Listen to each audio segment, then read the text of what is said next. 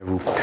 Et merci de ces invitations. Donc à présenter effectivement un travail, si j'ose dire, oui un travail, on peut dire c'est quand même du travail, même si le CEA ne paye pas pour ça, enfin pas que pour ça, de parler de science au grand public, aux étudiants aussi, aux lycéens, enfin à tous ceux qui aiment ou qui ont envie d'entendre parler de science, et d'utiliser pour ça la science-fiction, qui d'habitude n'est pas tellement accolée à la science, même s'il y a science dans science-fiction, tout simplement parce que l'expression standard de dire c'est de la science-fiction, un peu péjorativement d'ailleurs, l'air de dire que votre truc ça marche pas, c'est pas intéressant et qu'il n'y a rien d'intéressant à en tirer.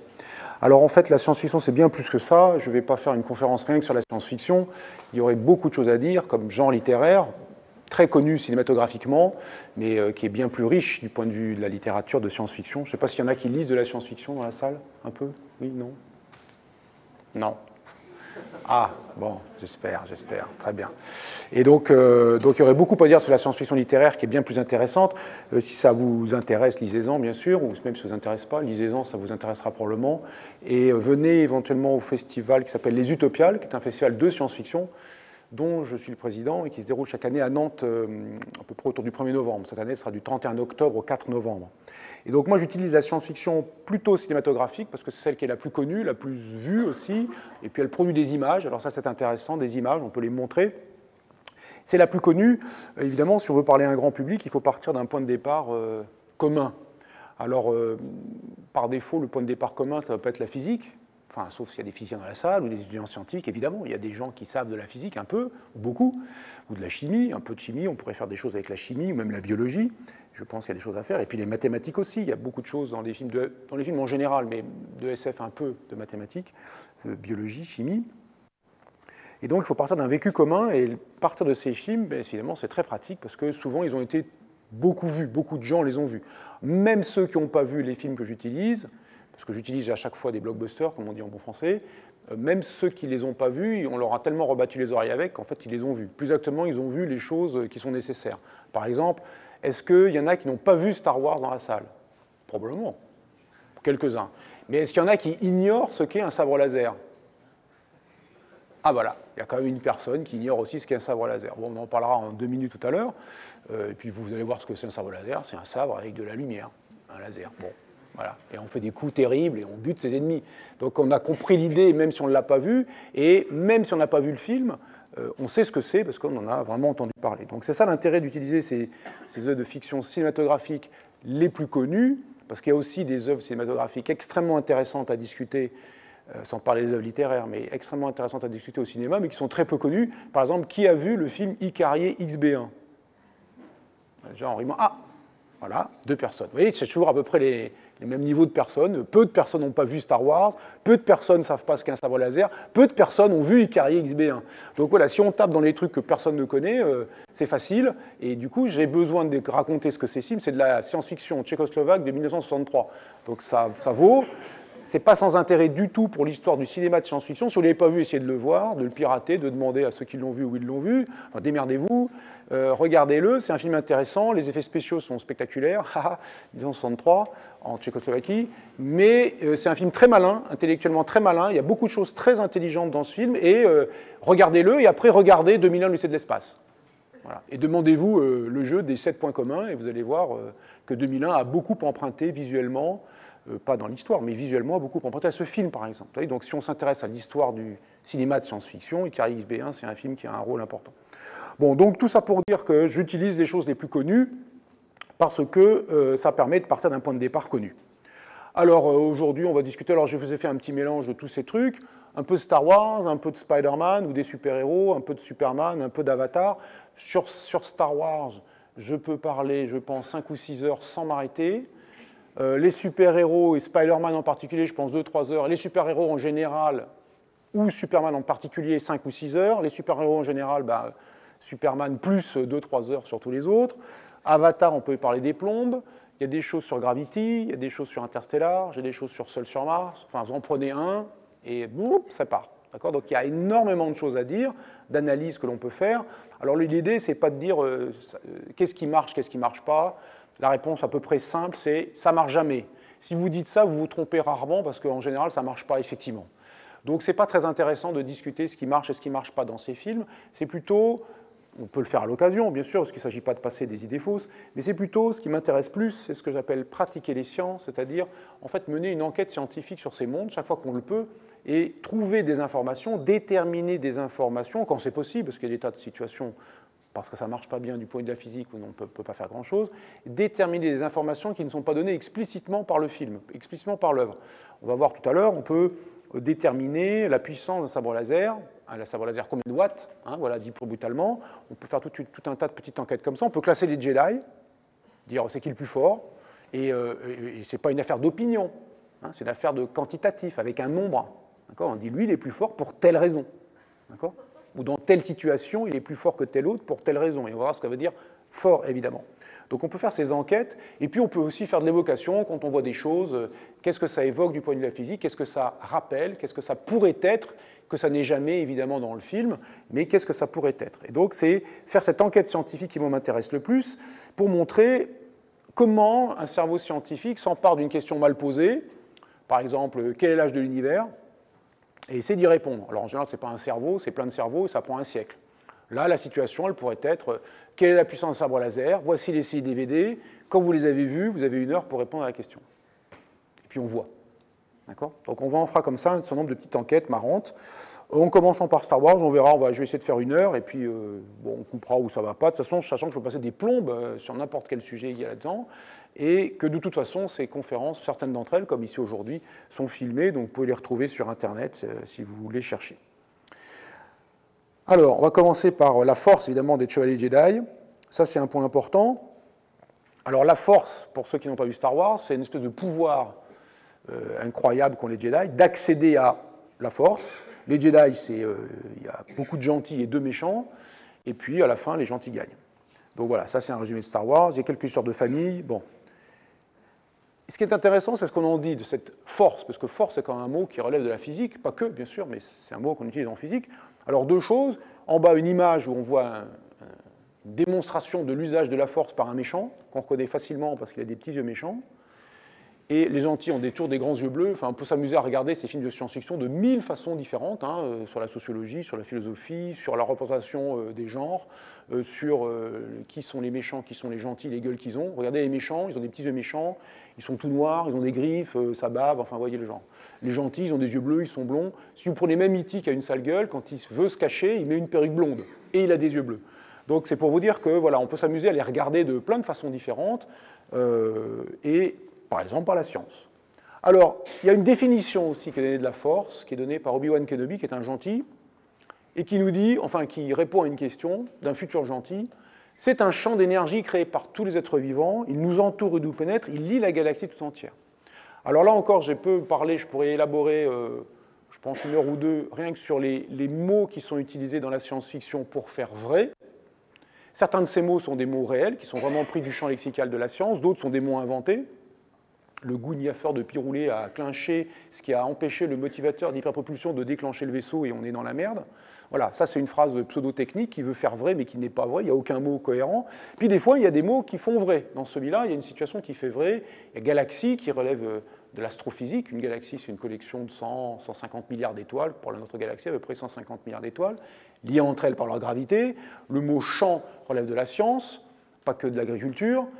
Un champ, pensez à un champ sans élaborer longuement, un champ électrique, un champ magnétique, ou un champ de pesanteur, ou un champ de gravité, donc c'est un mot qui relève de la science, de la physique particulièrement, énergie évidemment, être vivant ça fait référence à la biologie, même si ce n'est pas un mot technique, donc là ce sont des mots qui sont utilisés, des mots de science qui sont utilisés, qui sont mis les uns au bout des autres, qui font des phrases en français, enfin traduit de l'anglais, des phrases en français qui sont compréhensibles, et qui en même temps, dont on pourrait se demander si elles sont des phrases de science. Sujet terminal scientifique, philosophie, bac 2018, qu'est-ce qui fait qu'une phrase en français est scientifique? Vous avez 4 heures. Ça ne fait pas rigoler, hein, c'est des sujets difficiles. Mais si les gamins avaient ça, ils ne rigoleraient pas du tout. Donc est-ce que ça, c'est des phrases, est-ce que ça fait science? Est-ce que c'est une phrase scientifique? Alors on serait tenté de répondre non, parce que évidemment le gars qui prononce ça, c'est un Jedi, dans un film de science-fiction. Bon, c'est pas très crédible, quoi. Il veut faire vrai. L'autre en face dit « Ah oui, bah évidemment, c'est le patron qui parle, donc il ne va pas la fermer. » Mais vous y croyez pas, évidemment, on se dit « C'est pas de la science. » Alors là, c'est aussi un effet qu'on pourrait s'amuser à utiliser, et c'est ça qui est intéressant, c'est qu'en parlant de ça, on peut discuter de plein d'autres choses, c'est l'effet d'autorité en science.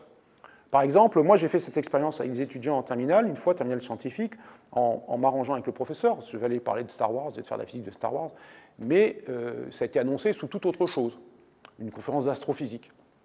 Et j'ai dit aux étudiants, aux lycéens, je leur ai dit je vais vous parler d'un truc nouveau en astrophysique. C'est une force nouvelle, et cette force nouvelle, c'est un champ d'énergie créé par tous les êtres vivants. J'ai dit ça exactement mot pour mot. Mot pour mot. Sérieux, tout ça. La gueule, le mec, barbu, chaud, vieux, l'astrophysicien qui déboule, le futur Uber Eats, très bien. Alors, c'est un champ d'énergie qui est créé par tous les êtres vivants. D'accord? Donc, tout ce qu'il faut pour que ça ait l'air sérieux, invité par le professeur, je viens spécialement. Le professeur, c'est l'autorité dans la classe, mais il a fait venir quelqu'un de spécial pour parler de ça. Donc, ça veut dire, lui, il ne peut pas en parler. Donc, c'est un gars, c'est une pointure, quoi. Il vient spécialement, tout ça, de Paris, près des Pyrénées, là-bas, tout en bas. Enfin, vous voyez, ça fait sérieux. Eh bien, ils ont eu quand même un petit moment d'arrêt, quoi. Et là, ça montre exactement, et donc Skywalker, quand il entend ça, ça fait sérieux, quoi. C'est le patron des Jedi, enfin, le seul Jedi restant, Kenobi, qui dit ça. Donc, ça fait crédible. Et on voit que ça, c'est extrêmement important, cet effet d'autorité. On pourrait discuter longuement encore là-dessus. Quand on veut faire passer fake news, pipologie active, bobard, conneries variées, enfin, etc., c'est extrêmement important. Le contexte dans lequel les choses sont dites, les mots qui sont utilisés sont extrêmement importants pour vous rouler. Ça peut être aussi en publicité, ça peut être dans plein d'autres situations, pour essayer de vous rouler, de vous faire croire une chose, ou donner plus d'importance à une chose qu'elle n'en a. Des exemples, si on regarde, j'avais regardé dans des sites de tuning, pour les deux exemples, pour les garçons et pour les filles. Pour les garçons d'abord. Site de tuning, les gens qui veulent des belles bagnoles, avec des tas de pièces démentes pour que la bagnole ait l'air d'un avion. Ils vendent des pièces d'acier au carbone. Genre, c'est bien l'acier au carbone. Ben oui, c'est bien, parce que l'acier, c'est un alliage de fer et de carbone. Donc, il vaut mieux qu'il y ait du carbone dans l'acier. Sinon, c'est pas de l'acier. Pas trop non plus, l'air de dire, sous-entendu, si on avait plein, ça serait mieux. Non, quand il y a trop de carbone, ça s'appelle de la fonte, et c'est plus de l'acier. Et quand il n'y a pas de carbone, ça s'appelle du fer, et c'est merdique. Ça rouille, et il y a plein de trucs. Puis dans l'acier au carbone, on rajoute des trucs pour faire de l'inox et pour faire des aciers spéciaux éventuellement. Donc, quand on vous vend de l'acier au carbone, on sent bien que c'est pas faux, et en même temps, il y a une intention. On veut dire, ouais, ça c'est vachement bien, d'ailleurs, ça vaut 1000 balles. Et puis, pour les filles, on voit dans les parapharmacies, du moins on voyait dans les parapharmacies, des crèmes qui contenaient des capsules de rétinol actif extraits de l'ADN végétal. 100 € le pot. Donc ça les vaut, quoi. Enfin, franchement, on sent que ça a été pensé, cette crème. Parce que quand on réfléchit bien, l'acier au carbone, c'est de l'acier, normal, et les capsules, les naninana, et quand on voit la texture d'une crème, c'est tout à fait compatible avec extrayer l'ADN végétal. C'est très facile, prenez des oignons, et vous extrayez l'ADN d'oignon en le broyant, mettez de l'alcool, vous touillez bien, vous mettez 2-3 trucs. Il y a des procédures tout à fait avec du matériel élémentaire de cuisine. Pour faire ça, vous trouvez ça sur Internet, c'est niveau 3e ou niveau seconde, c'est très très facile, cours de biologie ou SVT. Vous extrayez l'ADN d'oignon, vous le mettez dans une mayonnaise, qui est un genre de crème, qui est des capsules d'eau dans de l'huile. Vous diluez tout ça, vous avez des capsules qui contiennent de l'ADN végétal, et vous pouvez l'étaler sur la peau. Ça sent l'huile d'olive, c'est sympa. Ça ne vous tuera pas, probablement. Ça pourrait avoir des effets bénéfiques, c'est pas très clair, mais en tout cas, bon, ça ne vaut pas 100 € le pot. Mais ça, c'est pas ça que vous allez acheter 100 € parce que vous voulez de la techno, vous voulez un truc chic, un emballage chic, mais un emballage physiquement chic, mais aussi techniquement, on vous décrit une chose intelligente. Donc voilà, je ne vais pas élaborer longuement là-dessus, il y a beaucoup de choses à dire sur le langage utilisé par toutes les pseudosciences, tous les vendeurs de camelotes variés, pour faire science, mais sans être de la science. Donc là, ça pourrait tout à fait relever de ce champ-là, ça veut faire science, mais ce n'est pas de la science. En même temps, on peut essayer de donner un sens à ces phrases. Comme j'ai donné un sens à acier au carbone, comme j'ai donné un sens aux capsules de rétinol actif et nanani, on peut essayer de donner un sens à ça en se disant, alors, qu'est-ce qui lie la galaxie tout entière? Qu'est-ce qui lie les étoiles et le gaz d'une galaxie? C'est la force de gravité. Bien. Est-ce que la force de gravité, c'est un champ d'énergie? Est-ce qu'on pourrait dire que c'est un champ d'énergie? On peut dire le champ de gravité, le champ de pesanteur, donc la gravitation, c'est un champ. Est-ce que c'est un champ d'énergie? Oui. Il suffit, dans le quartier, un peu plus légèrement au sud, il y a des montagnes, il y a de l'eau qui coule du sommet des montagnes, et au lieu de la laisser bêtement couler, de temps en temps, on met un truc qui est mis en mouvement par l'eau qui tombe, et cette mise en mouvement fait tourner un alternateur qui produit, ou qui plus exactement transforme l'énergie de mouvement en électricité. Ça s'appelle une centrale hydraulique, ou hydroélectrique. Il y en a dans le quartier, pas loin. Bon, on a transformé la gravité, quelque chose qui était lié à la gravité, l'eau elle coule naturellement du sommet des montagnes, en électricité, par une machine particulière. Donc, d'une certaine façon, il y a de l'énergie dans la pesanteur, il y a de l'énergie dans la gravité. Quand on se casse la figure et qu'on se brise un os, même sans se briser un os en se faisant mal, eh ben on a compris qu'il y a eu une transformation de votre corps, et donc, sous l'effet de la chute, donc il y a de l'énergie dans la gravité. Donc, dire que la gravité est un champ d'énergie parfait, créé par tout être vivant, oui, vous créez un champ de pesanteur, votre masse n'est pas extraordinaire, mais vous créez un petit champ de pesanteur assez minable au regard de celui de la Terre qui compte vraiment dans le quartier. Et ce champ de pesanteur, il est essentiellement dû à la matière inerte, évidemment, aussi créer un champ de pesanteur, et la matière inerte de la Terre. Il nous entoure, nous pénètre, très bien, il est égalé sur Terre, parfait.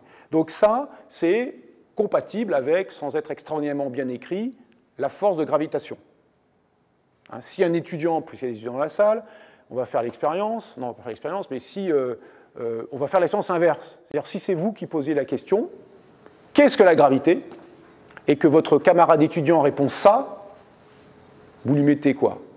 Tous les points? Non, il ne faut pas déconner, ce n'est pas la bonne définition. 0? Non. Enfin, on est bienveillant avec les étudiants, on ne cherche pas à les écrabouiller d'un coup de la puissance du professeur. On dit, bon, c'est pas mal, mais il faut progresser. Donc on met la moitié des points, voilà, genre. Donc ça vaut quelque chose, c'est pas terrible, mais ça vaut quelque chose. Si c'est la réponse à la question, qu'est-ce que la gravité? C'est pas terrible, mais ça vaut quelque chose. Et puis dans le film, pour ceux qui l'ont vu, il y a des manifestations de la force qui relèvent de la manipulation de la gravité. Quand Luke Skywalker s'entraîne sur Dagobah, il soulève des objets sans les regarder. Il regarde un peu et boum, le truc se soulève. Et puis il y a son sabre laser qui est là-bas, il ne peut pas l'attraper, il fait un petit bout, et le sabre laser, il vient vers lui. S'il est capable, sous l'objet, d'inverser le champ de pesanteur, c'est-à-dire de dire c'est plus comme ça, mais c'est comme ça, ben, l'objet tombe vers le bas pour lui, qui se trouve être pour vous le plafond, et hop, il monte. Si le sabre laser qui est là-bas, vous dites maintenant le champ de gravité il est dirigé vers moi, ben, le champ de gravité, l'objet tombe vers vous, dans le sens du champ de pesanteur. Donc il y a tout un tas de manifestations dans le film qui relèvent de la manipulation de la gravité. Si on pense que la force avec un grand F est de la force de pesanteur, c'est pas mal.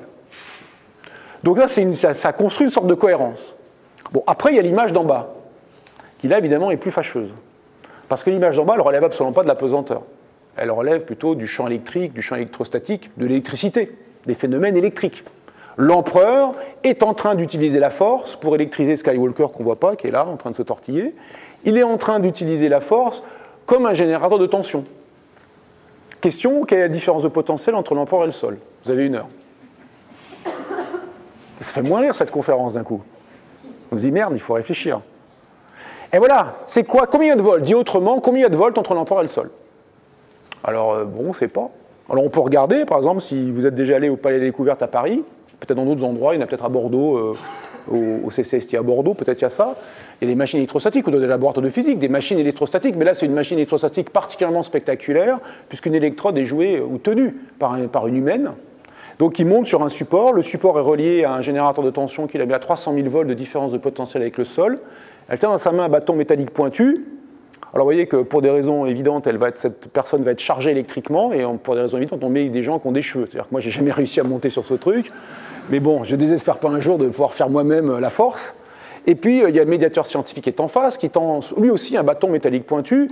Le premier est relié, celui de la jeune fille est relié au support conducteur. Celui du jeune homme, du médiateur, il est relié par un câble qu'on ne voit pas, il est relié à la rambarde et relié au sol. Et puis quand les bâtons sont assez proches l'un de l'autre, il se déclenche un éclair. L'air devient conducteur, l'air habituellement isolant devient conducteur. Et puis là, en fait, on voit même plusieurs éclairs. Le temps de pose de l'appareil a été suffisamment long pour que se superposent plusieurs éclairs qui fait ce petit faisceau. Ce petit faisceau.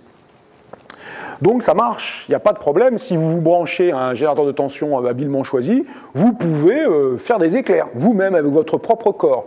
Faut faire, là, vous voyez que ce n'est pas les doigts de la jeune fille qui ont fait ça, elle tient un bâton métallique pointu, tout simplement parce que il faut, pour rendre l'air conducteur, il faut créer un champ électrique suffisamment intense, et que les champs électriques sont plus intenses au voisinage des conducteurs de petits rayons de courbure, comme on dit techniquement, c'est-à-dire plus vulgairement des pointes. Ça s'appelle, il y en a qui font de la physique là? Je vois les jeunes, non? Non? Ça s'appelle pouvoir des pointes. Électrostatique, première année. Bon, je dis ça, j'ai rien dit. Alors, pouvoir des pointes, ça veut dire, au voisinage d'une pointe, le champ électrique, si cette pointe est mise sous tension, le champ électrique sera plus grand. C'est d'ailleurs pour ça qu'on fait des paratonnerres pointus. hein, pour que l'éclair, le champ électrique qui est créé entre le nuage et le sol, il soit plus intense au NH de l'éclair, ce qui favorise la formation de l'éclair entre le nuage et le paratonnerre, parce qu'on ne veut pas qu'il frappe les gens. Alors, revoyons cette scène. Donc cette scène est plausible. L'empereur est certainement relié à un générateur de tension. En tout cas, il est relié à la force qu'il utilise comme un générateur de tension. Alors, toujours la même question, quelle différence de potentiel? Alors, pour ça, il faut réaliser que pour rendre l'air conducteur, on a dit il fallait appliquer un champ électrique suffisamment fort. Suffisamment fort, on regarde sur Internet, on pompe sur son voisin, on fait la mesure, on regarde dans le handbook, on se démerde, on trouve une valeur. La valeur plausible, l'ordre de grandeur, dans l'air, 3,6 millions de volts par mètre. Alors, combien de différence de potentiel maintenant? Ben, on se dit, les éclairs, ils font combien de mètres? Bon, on ne sait pas, mais on peut comparer, se faire une idée en comparant avec la taille de l'empereur. L'empereur, il ressemble à un humain, donc on va dire qu'il a une taille d'humain. S'il fait 1,75 m, les éclairs font 2 fois sa longueur, 3-4 mètres. Ils ne font pas 10 mètres, les éclairs. Ils ne font pas 1 mètre. Ils font 3-4 mètres. 3-4 fois 3,6 millions, ça fait 10, 11, 12, 13 millions de volts. En ordre de grandeur, comme on dit en physicien, ça fait 10 millions de volts. L'ordre de grandeur suivant, ce serait 100 millions. Ce n'est pas 100 millions. Ce n'est pas 100 000 volts, c'est 1 million de volts. C'est 100 000 volts. C'est 10 millions de volts. D'accord? 10 millions de volts, voilà la différence de potentiel en ordre de grandeur. C'est peut-être 12 ou 13 ou 15, c'est pas très grave, ça ne va pas changer grand-chose. 10 millions de volts. Alors vous remarquez que pour faire ça, on a fait plein d'hypothèses. J'ai dit c'est un humain. Sûrement pas. Ça se passe il y a très longtemps dans une très lointaine galaxie. Donc il n'y a aucune chance que ce soit un humain. J'ai pris les valeurs de l'air. Qu'est-ce qu'il respire le gars? J'en sais rien moi. Peut-être c'est pas de l'air. Peut-être c'est un autre gaz qu'il faut prendre. Et sa taille, ben, j'en sais rien, justement, c'est pas un humain. Vous voyez que j'ai dû faire des hypothèses par analogie entre ce que je vois et ce que je sais d'ici. Il ressemble à un humain, alors j'ai pris une taille d'humain. Si c'est un humain, bon, ben, il doit respirer un truc qui est comme l'air, ou quelque chose qui ressemble à l'air, donc du coup j'ai dit je vais prendre les valeurs de l'air pour avoir mon ordre de grandeur. Et donc ça c'est important, c'est que des fois on ne sait pas les réponses en physique, on ne connaît pas les réponses à l'avance, on ne connaît pas les valeurs numériques, mais il faut se faire une idée par analogie, en les imaginant de façon plausible. En tout cas le raisonnement il reste. Si vous me dites ah mais c'est pas de l'air, c'est je sais pas quoi, du xénon, je doute qu'on puisse respirer du xénon parce que c'est un gaz rare, il n'y a pas de facilité à faire de la chimie avec du xénon. Mais enfin, s'il respire du xénon, ben, boum, vous faites la mesure dans le xénon et vous trouvez le champ disruptif, le champ électrique qu'il faut imposer au xénon pour le rendre conducteur. Vous le mesurez, vous faites le raisonnement le même et boum, vous trouvez les millions de volts qui vont bien. D'accord? Donc, le raisonnement reste, mais les valeurs peuvent changer selon ben, les hypothèses, selon les valeurs, selon ce que l'on peut faire. Alors en même temps, remarquez comment l'empereur met ses doigts, comme ça, il ne met pas comme ça, serré ou comme ça. Vous comprenez pourquoi? On a dit que les champs électriques étaient plus intenses au niveau des conducteurs de petits rayons de courbure. Le bout d'un doigt, c'est plus pointu que la main complète, qui est elle-même plus pointue que le poing complet. Donc c'est débile de faire ça, c'est pas malin de faire ça, c'est vraiment bien de faire ça. Et peut-être même, ça ne se voit pas sur le film, mais peut-être même, puisque c'est un méchant, que l'empereur s'est fait tailler les ongles en pointe, voire a mis un vernis métallisé, de sorte que ça favorise la formation de l'éclair. Peut-être. C'est pas obligatoire, mais ça l'aidera. Et par contre, il y a une chose qui est obligatoire sur l'empereur. Il y a une conséquence obligatoire de ce qu'il est en train de faire, qu'on voit sur cette image, mais qui n'est pas évidente. Enfin, on peut s'en douter, parce que le palais des découvertes est toujours ouvert. J'entends par là qu'il n'y a pas eu de cadavre dans cette expérience. Ah ouais, vaut mieux. Des fois, la physique, ça peut dépoter si on ne met pas les doigts aux bons endroits. Alors pourquoi cette jeune fille, elle lui est rien arrivé de grave? Parce qu'elle est isolée du sol. Elle est isolée du sol et puis elle tient un très beau conducteur dans la main, un fil métallique, un bâton métallique. Et elle est isolée du sol, alors essentiellement par ce grand support qui la soulève, ce qui fait que toute l'assistance voit bien, et en même temps qu'il isole du sol, de sorte que le courant, entre guillemets, préfère passer dans 30 cm d'air que dans 2 mètres de pilier en je ne sais pas quoi, en porcelaine. Donc l'empereur, il est isolé du sol lui aussi. Il est mieux isolé que 3-4 mètres d'air. Parce que sinon, ça passera à travers ses pieds. Il ferait une auto-électrocution. Ça n'arrive pas couramment, mais ça serait fâcheux. Donc, il est isolé du sol, et combien? Alors, ça dépend, encore une fois, on ne sait pas en quoi sont faites les chaussures de l'empereur. Si c'est des semelles en porcelaine ou des semelles en granit, bon, évidemment, c'est pas très confortable, enfin, ça dépend. Alors, on va faire si on suppose qu'on soit des semelles en caoutchouc ordinaire, les semelles de chaussures ordinaires, il a des semelles qui doivent faire une quarantaine de centimètres d'épaisseur. Donc, plusieurs conséquences à ça. La première, c'est qu'on comprend pourquoi l'empereur met ce grand manteau. C'est pour dissimuler ses chaussures de drag queen. Parce que s'il ne les dissimule pas, les gens qui le voient se mettent à ricaner, ça l'énerve, et dès qu'il se déplace, il doit buter tout le monde. Donc il a un grand manteau pour dissimuler. Vous voyez, on trouve une cohérence à ça. Deuxièmement, bon, il a des chaussures de drag queen. Et c'est obligatoire, il a forcément ces chaussures, il les porte forcément, ces chaussures. Alors, 40 cm, si c'est du caoutchouc, c'est peut-être un peu différent, mais ça sera toujours une bonne épaisseur, désymétrique, multidésymétrique, si c'est un autre matériau. Un matériau isolant, évidemment. Et donc, autre conséquence, si vous avez l'impression que l'empereur fait 1m70, en fait, sa taille réelle, c'est plutôt 1m30. D'accord? Donc ça veut dire, tout à l'heure, quand on a utilisé sa taille, c'est pas évident. Parce que si c'est un humain normal qui fait 1m70 et qui porte sur de 40 cm, c'est plutôt 2 mètres. Comme évidemment on est en ordre de grandeur, c'est pas très grave. Mais vous voyez que un truc que vous trouvez peut avoir des répercussions sur ce que vous avez mis. Et il faut retourner la boutique à nouveau pour s'assurer que la cohérence est conservée. D'accord? Ça arrive tout le temps en science. Quand on essaie de comprendre ce qu'on voit, des fois, ce qu'on a dit, ah merde, il faut modifier un truc, quoi. Et donc, on vérifie si tout est bien, on peut garder la cohérence en dépit de cette modification-là. Et ce qu'on vient de faire, c'est très exactement de la physique. On vient très exactement de faire une opération intellectuelle qu'on se livre en recherche. C'est un exemple évidemment beaucoup plus simple, c'est un exemple qui n'a rien à voir avec le monde réel, mais néanmoins, on a cherché à rendre compte des apparences du monde, que ce soit les apparences d'observation, là en l'occurrence une observation, plutôt qu'une expérience, ça pourrait être aussi quelque chose qui est constaté par expérience, en lançant une expérience. On cherche à rendre compte des apparences du monde, ça c'est un des objectifs des théories physiques, et pas que d'ailleurs, de la biologie, des sciences expérimentales en général, de la biologie, de la chimie, de la physique. On cherche à rendre compte des apparences du monde, mais ce n'est pas suffisant. Il y a plein d'autres choses qui cherchent à rendre compte des apparences du monde, à comprendre le monde, à décrire le monde, qui ont une théorie du monde. Ben, les astrologues, par exemple. Les astrologues, c'est comme la science finalement. Ils ont des ordinateurs, ils font des calculs, ils ont du jargon, ils font tout un tas de choses un peu compliquées, ça coûte du pognon, ils parlent un langage un peu cryptique, ils ont des ordinateurs, des formules, une vision du monde, les astres ont une influence sur vous. Ben, on pourrait dire, c'est comme la physique. Alors c'est quoi la différence avec la physique ou avec les sciences? Eh bien, c'est que les sciences, elles ne se contentent pas d'avoir une théorie du monde, elles la confrontent au monde. Et la confondre, ça veut dire qu'elles comparent des prédictions qu'elles font sur le monde au monde. Et si ces prédictions sont correctes, on dit pas mal. Bien joué, tu peux revenir en deuxième semaine. Et puis si ce n'est pas correct, eh bien vous jetez votre truc. Si votre truc, vous y teniez vraiment, vous vérifiez les calculs, vous n'êtes pas trompé, vous vérifiez la manip, vous n'êtes pas trompé, vous vérifiez qu'on ne vous a pas roulé, vous vérifiez tout. Et puis quand c'est toujours la merde, vous jetez quelque chose. Et c'est le réel qui a raison, ce n'est pas la théorie. Donc vous jetez typiquement la théorie. Alors si c'est vraiment merdique, vous l'achetez complètement. Si c'est Newton, ça marche pas mal Newton. Ben, Newton, c'est qu'un sous-ensemble d'une théorie de la relativité, la théorie de la relativité générale maintenant. La théorie la plus précise, la plus correcte de la gravitation, ce n'est pas la théorie de Newton de la gravitation, c'est la théorie d'Einstein de la relativité générale. Mais Newton, ça marche pas mal, dans un cadre qu'on croyait universel, dans toutes circonstances, et qui s'est réduit avec l'apparition de la relativité générale.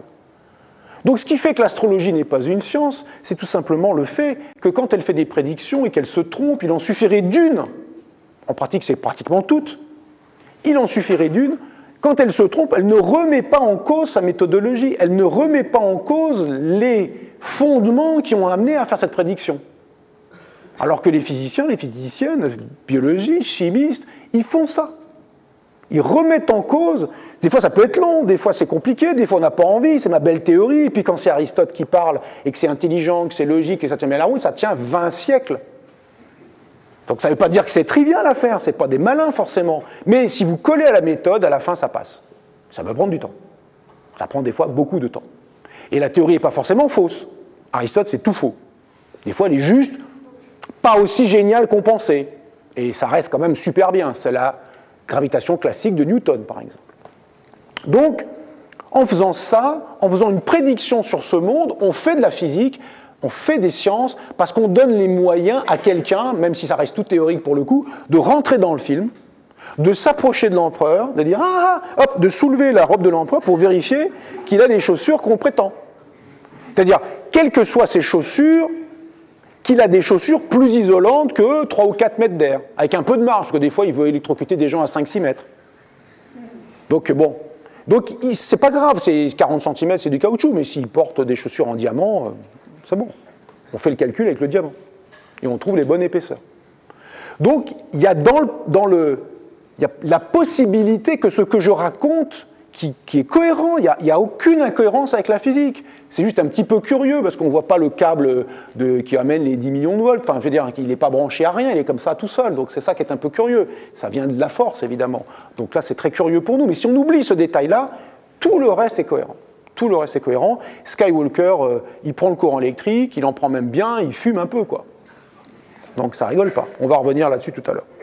Donc on vient de faire des sciences en faisant ça, même si le support, c'est pas des sciences. Enfin, c'est de la science-fiction. Bon, Star Wars, on pourrait mieux discuter, est-ce que c'est de la science-fiction, mais c'est plus du conte de fées. Mais bon, en tout cas, c'est cohérent avec ce qu'on voit. Ce que je vois est cohérent avec ce que je sais du monde d'ici et maintenant. Notez que c'est exactement la position des astrophysiciens, astrophysiciennes.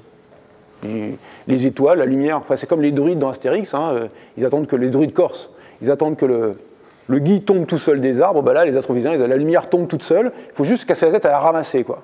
Donc, ça s'appelle un télescope. Et puis il y a la capter. Alors ça s'appelle un détecteur électronique ou une pellicule photographique avec éventuellement des raffinements, si vous voulez capter l'infrarouge, l'ultraviolet, on en parlera tout à l'heure dans le bar des sciences sur comment on a pu comprendre, lever les apparences du monde. Donc, c'est exactement une position d'astrophysicien. L'information, elle vient, on ne peut pas agir dessus, on ne peut pas aller au centre des étoiles pour mesurer la température, on peut pas aller, il n'y a pas un type avec un chronomètre qui vous dit « Ah, l'univers a 13,8 milliards d'années », il a fallu réfléchir pour ça, se prendre la tête en calculant et en observant et en mélangeant les deux et en merdant, et peut-être on merde encore, mais on ne le sait pas. Et donc, voilà, c'est cette position-là très exactement. Alors, un truc amusant, c'est qu'on peut classer les Jedi en disant qui est le plus fort. Alors en fait, ce qui est intéressant, c'est pas qui est le plus fort. C'est pas ça du tout qui est intéressant. C'est celui qui fait les trucs les plus extraordinaires. Il y en a qui laissent des éclairs, ils soulèvent des objets, ils font des plans.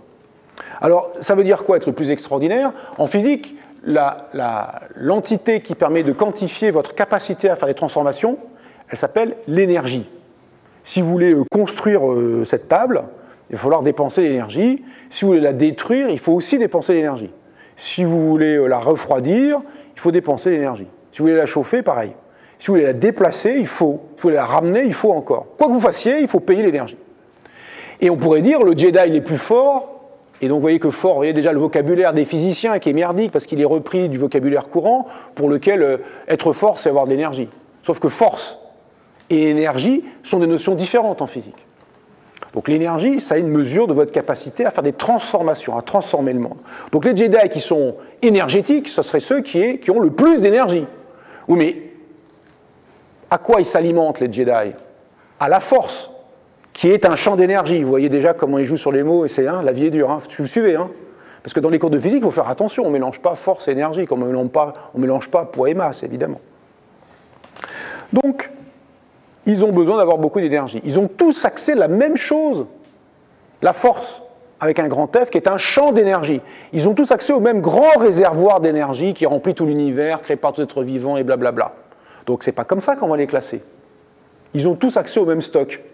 Si tout le monde a 1 million d'euros, si les euros c'est l'énergie, c'est votre capacité à faire des choses, les euros. Si tout le monde a 1 million d'euros, tout le monde est pareil.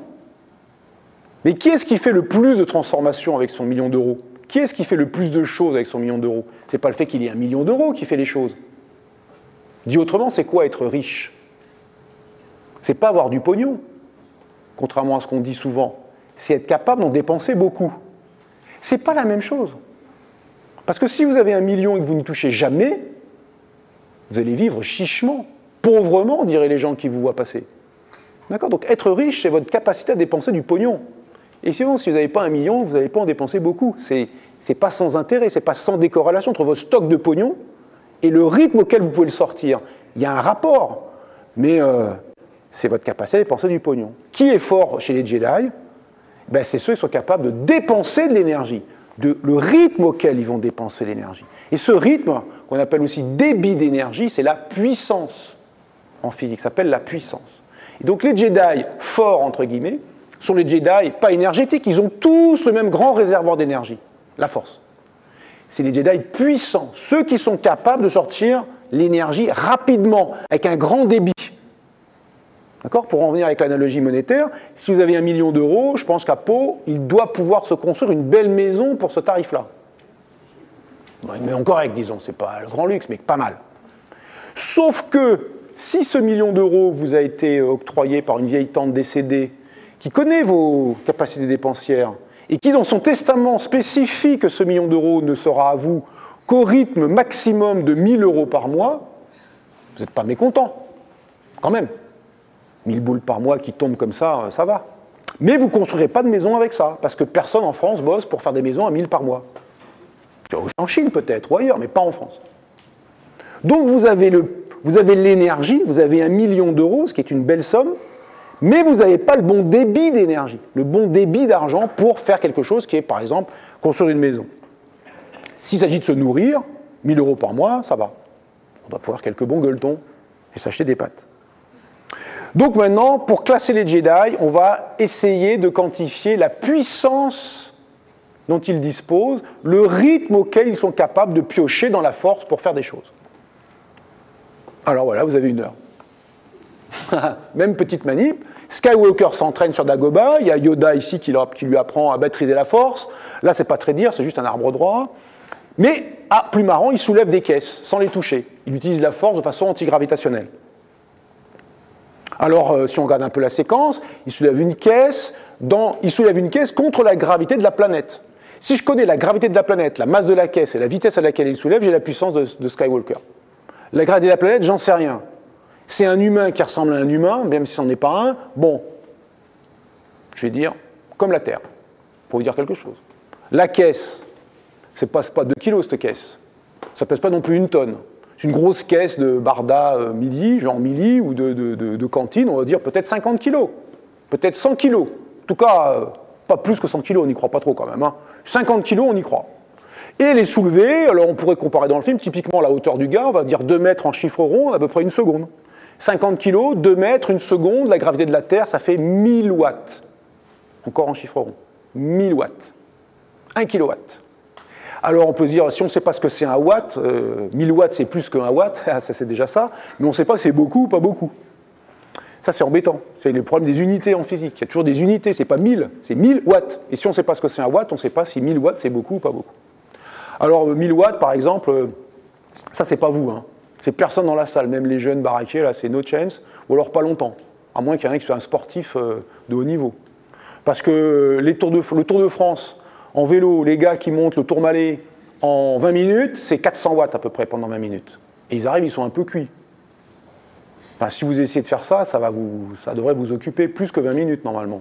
Parce que du coup, vous ne pétez pas 20 ou 400 watts, vous, sur un vélo. Vous lâchez 100 watts, 120 watts, quoi, quand vous voulez tenir un peu. D'accord? Et si vous êtes vraiment fort, c'est-à-dire que vous êtes sur un vélo, vous avez 3 minutes à lâcher les watts pendant 3 minutes, c'est-à-dire en poursuite individuelle sur le vélo, ils font 3 minutes typiquement, là, ils peuvent monter jusqu'à 700 watts. Et les gars qui font 700 watts, regardez-les. Regardez les champions du monde, regardez leur physique. C'est des bœufs, les mecs. Ça veut dire que vous avez des tours de cuisse qui font mon tour de poitrine, quoi. Mon tour de torse, là. D'accord ? Donc c'est des bœufs. Ben oui, c'est des bœufs. 700 watts, 770 watts, c'est un cheval vapeur. C'est la puissance d'un cheval en traction. D'accord ? Donc 1000 watts, c'est beaucoup. C'est plus qu'un cheval. Il a un cheval vapeur, un peu plus qu'un cheval vapeur. Ça veut dire que c'est pas vous, C'est-à-dire, s'il s'énerve, Skywalker, il vous pète la gueule, quoi. Vous le savez déjà. Mais 1000 watts, c'est pas non plus surhumain. Les haltérophiles, quand ils soulèvent, ça dure moins d'1 seconde. Mais l'énorme masse, les 200 kilos qu'ils soulèvent d'un coup, ben c'est exactement ça qu'ils font. Ils soulèvent 200 kilos sur 2 mètres en 1 seconde. Donc là, ils sont à plus de 2000 watts. Mais pendant un très bref instant. D'accord ? Donc nous, les humains, on peut lâcher 1000 watts, mais à un très bref instant. Si vous voulez lâcher longtemps les watts, ben, ça, moins de watts. 100 watts, ben, si vous voulez lâcher 100 watts, vous pourrez faire ça pendant 8 heures. Ça, c'est possible avec un vélo, en pédalant tranquillement, sans pas trop raide. Donc, Skywalker, 1000 watts. Alors là, il y a Yoda, non, il est là. Il sort le vaisseau spatial de Luke Skywalker du marais. Skywalker, il n'y arrive pas. Yoda, tranquille. On sent qu'il est facile, Yoda. Là, on va chiffrer ce que fait Yoda dans cette phase-là. Et ben, c'est comme tout à l'heure. il va soulever le vaisseau spatial de 2-3 mètres en quelques secondes contre la gravité de Dagobah, on va prendre celle de la Terre, et le vaisseau spatial, il ne fait pas 50 kg. Il fait, on ne sait pas combien, évidemment, mais si on le compare à un avion de chasse, ça fait genre 20 tonnes, ce truc-là, ou 25 tonnes. 25 000 kilos. Alors là, c'est plutôt 100 kW. Là, Yoda, c'est 100 kW. Alors 100 kW, c'est quoi? C'est une petite voiture, c'est une Clio. 100 kW, c'est 100 chevaux. Enfin, pas tout à fait. 120. Hein, c'est une voiture. 100 kW. Là, Yoda, c'est la voiture. Boum, une voiture. Alors, deux choses. On n'emmerde pas Yoda. D'accord? Vraiment. Mais ça, on le savait déjà. Et tout à l'heure, on a dit un humain sur un vélo, même en poursuite individuelle, enfin même en Tour de France, 400 watts. On va dire 500 watts pour faire un chiffre rond, ce sera plus simple à calculer. Alors, pour aller de 500 watts à 100 kW, ça fait 200 humains. D'accord? 500 watts, ça veut dire un humain qui défonce. Il est en train de monter le Tourmalet en 20 minutes. Ça veut dire que vous pouvez essayer, vous n'y arriverez pas. Donc c'est déjà un balèze d'humain. Il en faut 200 comme ça pour faire une voiture. Dit autrement, quand vous roulez tranquille sur la 64 à 130 et que vous êtes comme ça, tranquille, regardez les Pyrénées, putain, les Pyrénées, chaque fois que je passe 64, je trouve que c'est super beau. Donc je ralentis et je fais attention. Ça veut dire qu'il y a 200 types qui tirent votre bagnole, comme ça, en permanence, en pédalant comme des tarés. Et si devant, il y a mamie qui avance pas, mamie, vous doublez et vous appuyez sur le champignon. Évidemment. Non. Vous prenez le fouet et vous foutez un gros coup de latte aux 200 types pour dire que maintenant, il s'agirait de se bouger un peu, quoi. C'est ça que ça veut dire, 100 kW de voiture. Maintenant, je reviens dans le monde réel. Ça veut dire que c'est des centaines de cyclistes qui vous tirent. Et je dis bien des centaines. Et si vous voulez faire Paris-Marseille en 8 heures et que ça ne s'arrête jamais, et que les types ils vont lâcher plutôt 100 watts par cycliste, ça veut dire 1000 cyclistes qui vous tirent. D'accord? Réalisez ça maintenant. Hein, vous n'oubliez pas ça. Vous pouvez oublier le reste, mais ça, vous n'oubliez pas. À chaque fois que vous appuyez sur le champignon, ça veut dire que vous prenez le fouet et vous lattez les plusieurs centaines de types qui sont en train de pédaler pour vous. C'est-à-dire, n'appuyez pas sur le champignon. Ne prenez pas la voiture, ne polluez pas, ne prenez pas l'avion, ce que je viens de faire pour venir ici, qui est une catastrophe. Etc. D'accord? C'est ça l'idée qu'il faut avoir en tête pour la puissance dont on dispose. Ça veut dire, dit autrement, que vous avez en permanence, vous, moi, le Pékin français de base. Alors évidemment, il y a des tas de niveaux, il y a des SDF, et puis il y a ceux qui se les roulent tranquilles à 40 milliards d'euros de fortune personnelle. Mais enfin, en moyenne par Français, on dispose typiquement de l'équivalent d'une centaine en permanence, 24 heures sur 24, 7 jours sur 7, d'une centaine d'esclaves énergétiques en permanence. Voilà le niveau moyen. Vous comprenez pourquoi vous voulez rouler tranquille au niveau des patriciens romains de l'Antiquité. À part la médecine, patriciens romains de l'Antiquité, pour vous, c'est la belle vie. Enfin, c'est comme ici. Il y a 100 sbires qui bossent pour vous, mais des sbires physiques. 100 esclaves qui bossent pour vous, typiquement. Voilà ce qu'il faut avoir en tête. Petite parenthèse écologico-énergético-puissance. Vous avez 100 esclaves énergétiques en permanence. Donc, ménagez-les. C'était des vrais humains. Dans l'ambiance 21e siècle en France, on les ménagerait. On dirait, on serait gentil avec eux quand même. Ménagez-les, ces watts mécaniques, parce que ce sont des machines qui bossent pour vous. Yoda, 100 000 watts. Alors l'empereur, combien de watts là? Eh bien, 10 millions de volts. Il faut trouver combien d'ampères, quel est le débit d'électrons qui passe dans la décharge, on ne sait pas, mais on sait qu'il essaie de tuer Skywalker. Alors là, encore une fois, Internet est votre ami. Allez chercher sur Internet combien on mettait d'ampères dans la chaise électrique. C'est très très bien documenté, on trouve tout un tas de choses incroyables sur Internet. C'est de l'ordre de l'ampère, quelques ampères. Le gars, il fume. Hein. Il y a des trucs où les premiers tests, le gars fume. Hein. Ça veut dire beaucoup d'ampères. Les disjoncteurs différentiels chez vous, c'est 10 milliampères. Dire que cet ampérage-là, on n'a pas envie de se le prendre, puisqu'on évite de le prendre par les disjoncteurs. Donc là, on va dire 1 ampère, ça fera un chiffre rond, 10 millions de watts fois 1 ampère, je fais ça brutalement, ça fait 10 millions de watts. Alors là, c'est plus la Clio, là, 10 millions de watts. Hein. Là, l'échelle 10 millions de watts, c'est un TGV double rame, Paris-Lyon, 300 à l'heure. Vous dites pas TGV, arrête-toi, vous mettez en devant. Donc c'est pareil, vous dites pas à l'empereur, tu es un gros nul, je te déteste. Voilà. Il vous latte. Il vous latte.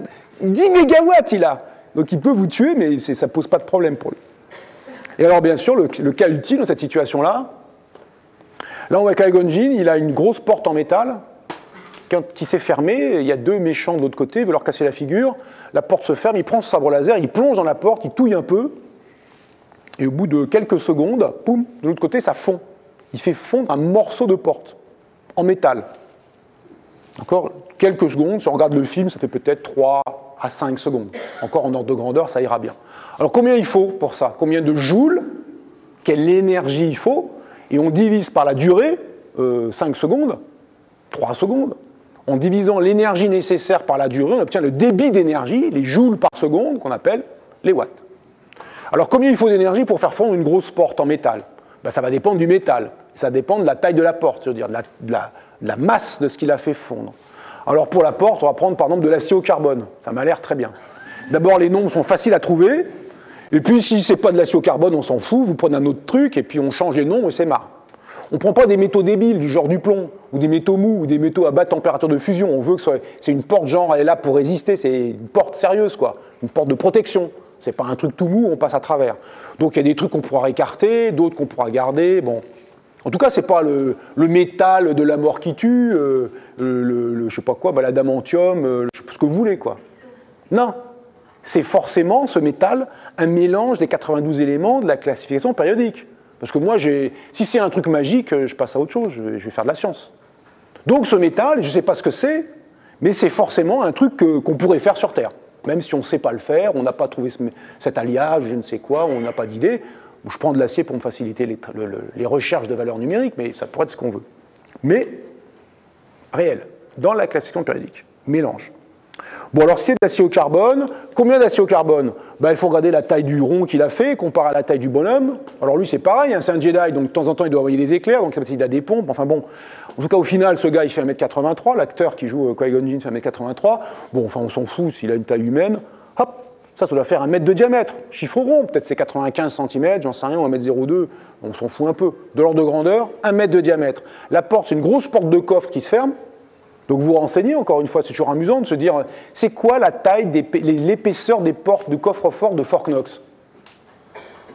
Personne ne sait dans la salle. Évidemment, tout le monde s'en fout. Mais là, moi, on s'en fout pas, on a besoin. Donc on se dit, oui, ça a l'air... ouais. Mais trouver l'information, voilà un exercice intéressant. Trouver l'information. On se posait une question et sourcer, trouver la source qui vous donne la valeur. Ça se trouve, Internet, Google est votre ami, et ça se trouve, hein. Il y a la doc technique, si j'ose dire, des portes de Fort Knox, elle existe, elles font 25 pouces d'épaisseur. Alors on dit, putain, les mecs, ils parlent en pouces, donc c'est quoi le pouce? C'est 2,54 cm. Enfin, à la fin, vous trouvez l'ordre de grandeur que vous aviez dit, très bien, genre 70, 80 cm d'épaisseur. C'est ça qu'on aurait dit spontanément. Moins d'1 mètre, mais plus que 20 cm, c'est pas des petites portes. Donc vous avez un cylindre d'acier qui fait 1 mètre de diamètre, 80 cm d'épaisseur, vous vous rappelez du volume du cylindre, évidemment.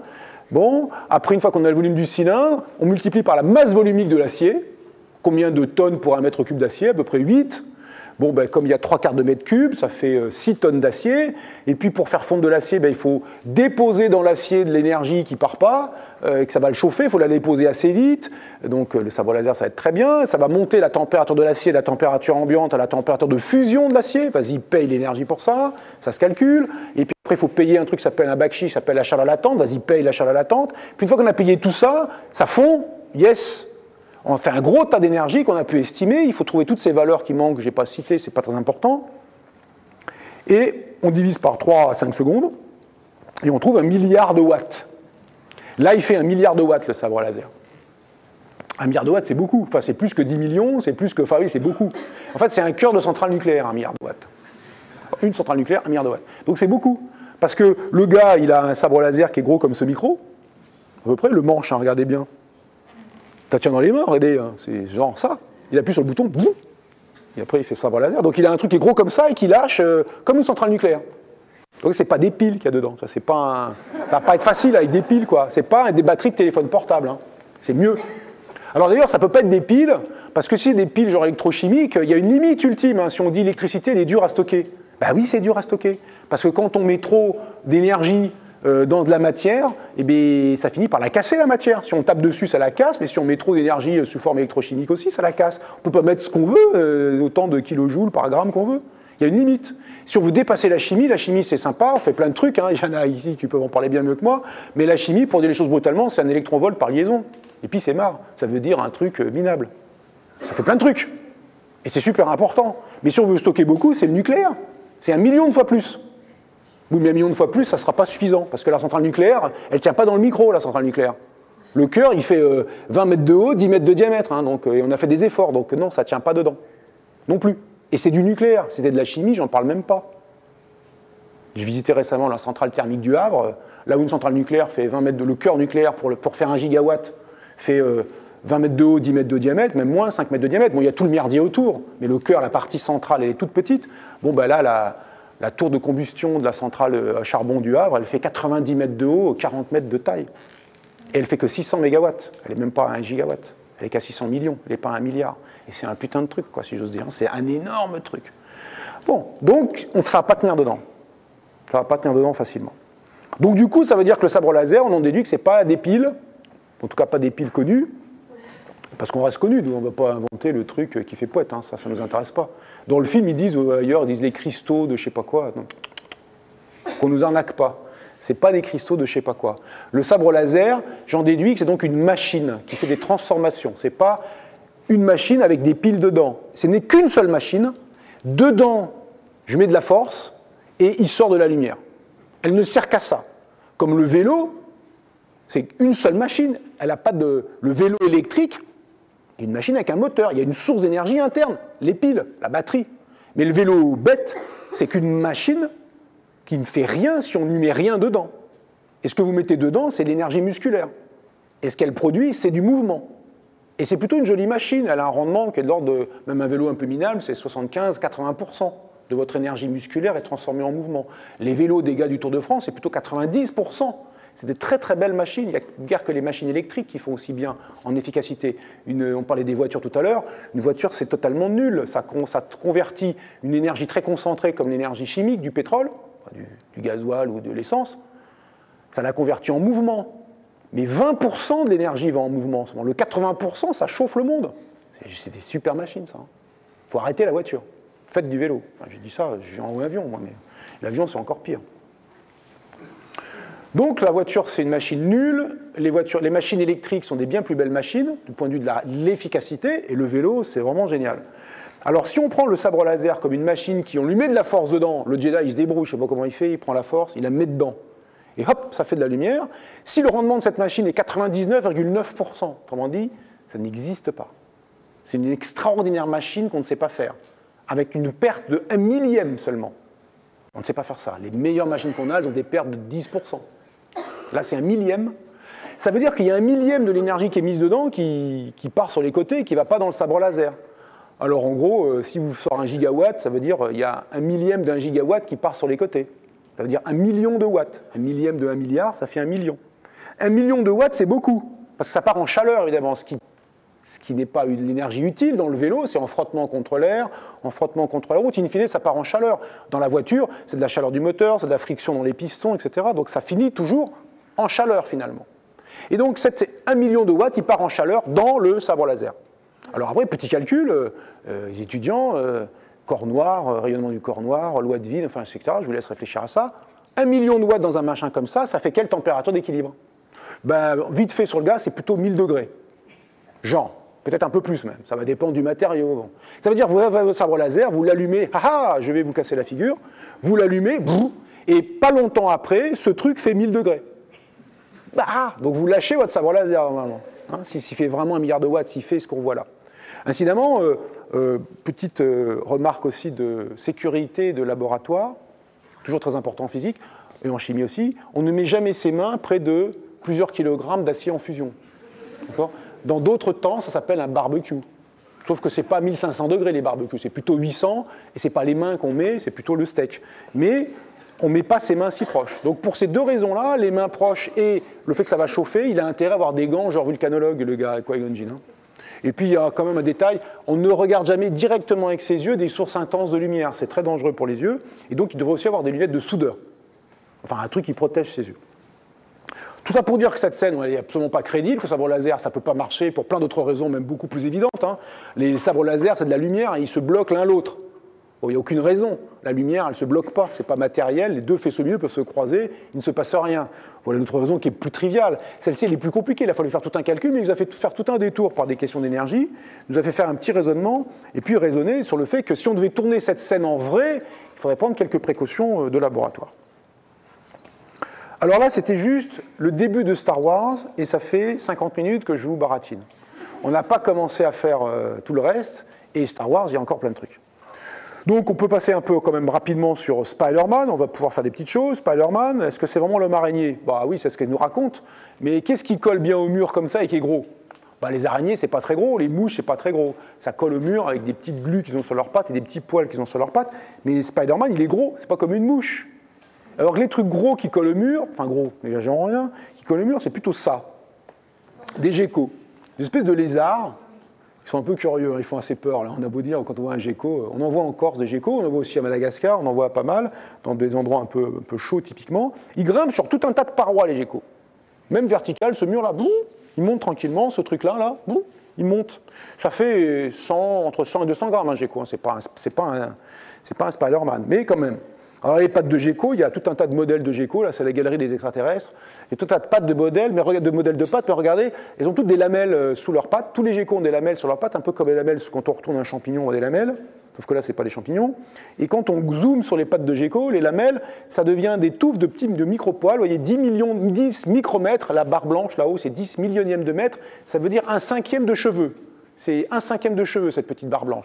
Donc il y a des petites touffes très petites, et en fait quand on zoome sur ce qu'il y a dans les petites poils, il y a des spatulas, c'est pas comme des petites ventouses, hein, ça a une forme de petite ventouse, mais c'est pas comme une ventouse, et qui font 300 milliardièmes de mètres. Donc il y a des structures, des sortes de nanopoils, c'est vraiment de la nanotechnologie, on dirait si on était du côté technique, c'est des poils de taille nanométrique, centaines de nanomètres, centaines de milliardièmes de mètres, le nanomètre c'est le milliardième de mètre, et qui fait que la façon dont la patte se pose sur le mur, la surface de contact réelle de la patte sur le mur, c'est pas sa surface, c'est mieux que sa surface géométrique. Nous, quand on pose notre main en contact sur une table, la surface de contact, on pourrait dire, c'est la surface géométrique de la main. Je sais pas, 10 cm², j'en sais rien, mettons 10 cm². En fait, c'est beaucoup moins que ça. C'est beaucoup moins que ça.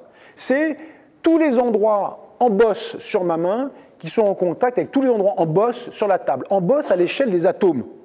Alors on sent le contact, mais la surface de contact, elle est beaucoup plus petite que la surface géométrique de ma main.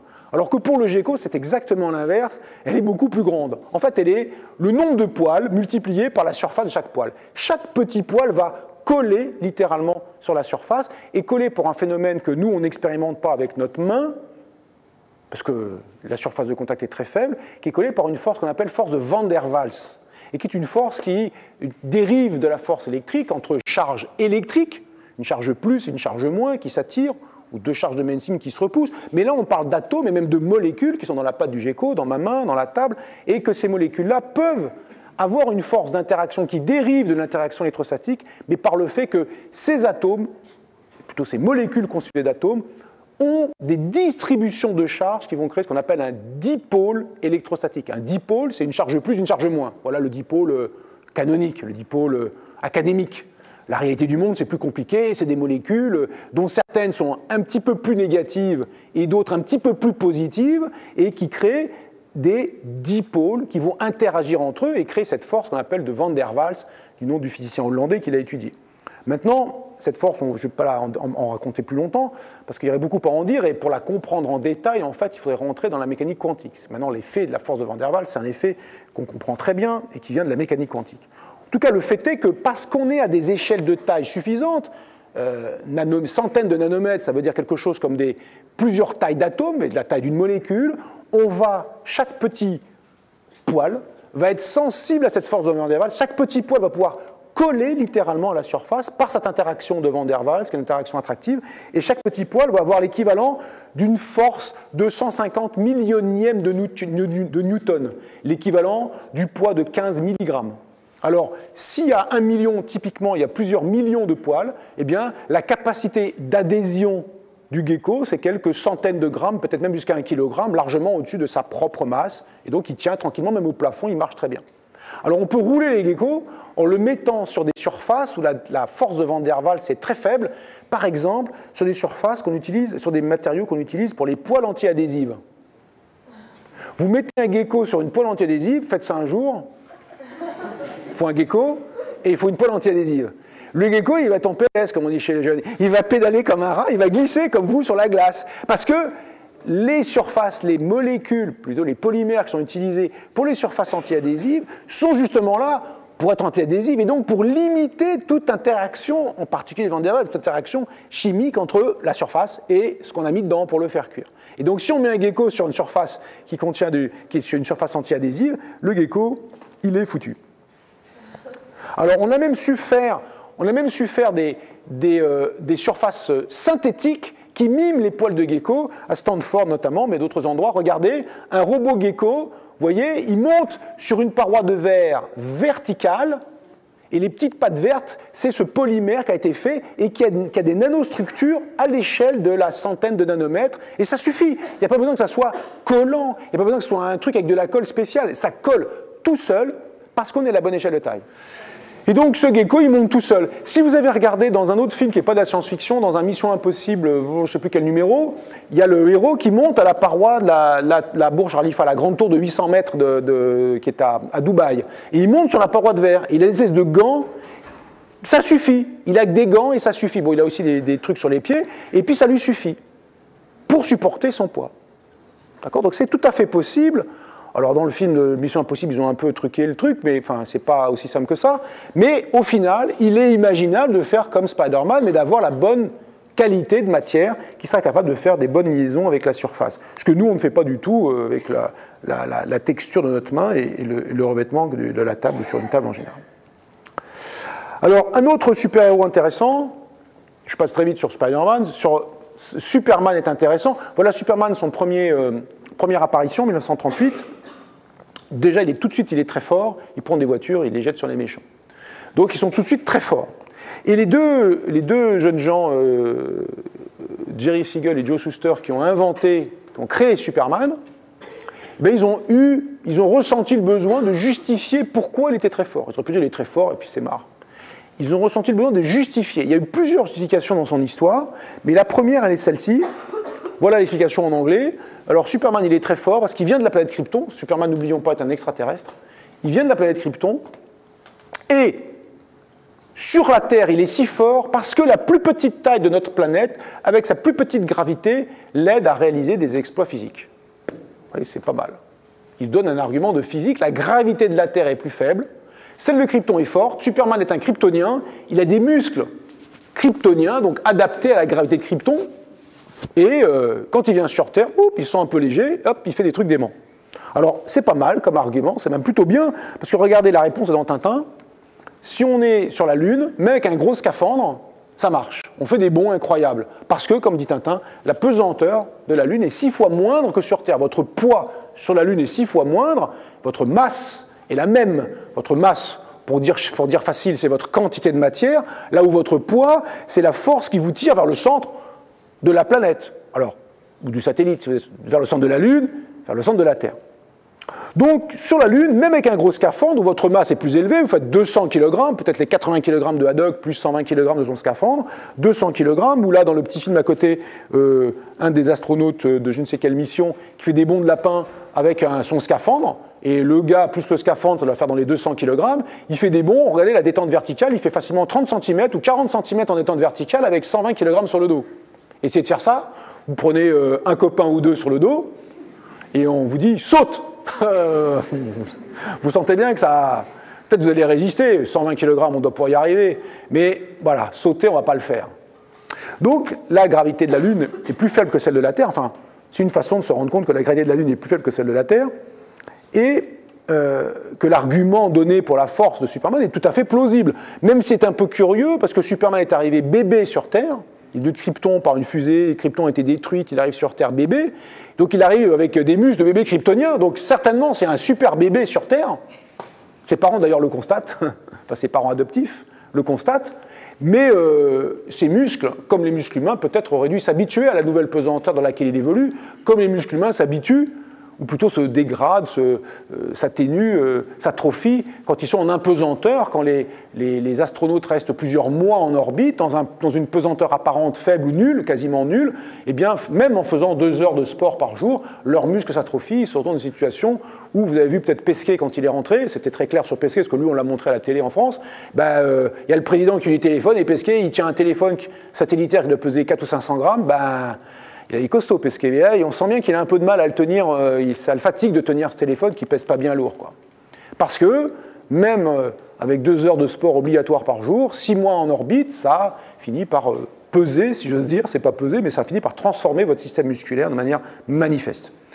Donc c'est plausible, l'argument est plausible, mais c'est un peu curieux que les muscles de Superman aient gardé la mémoire de ce qu'ils auraient dû être sur Krypton, en restant sur Terre pendant toute sa vie, pendant presque 20 ans ou 25 ans, je ne sais pas quel âge il a, mais mettons 20 ans.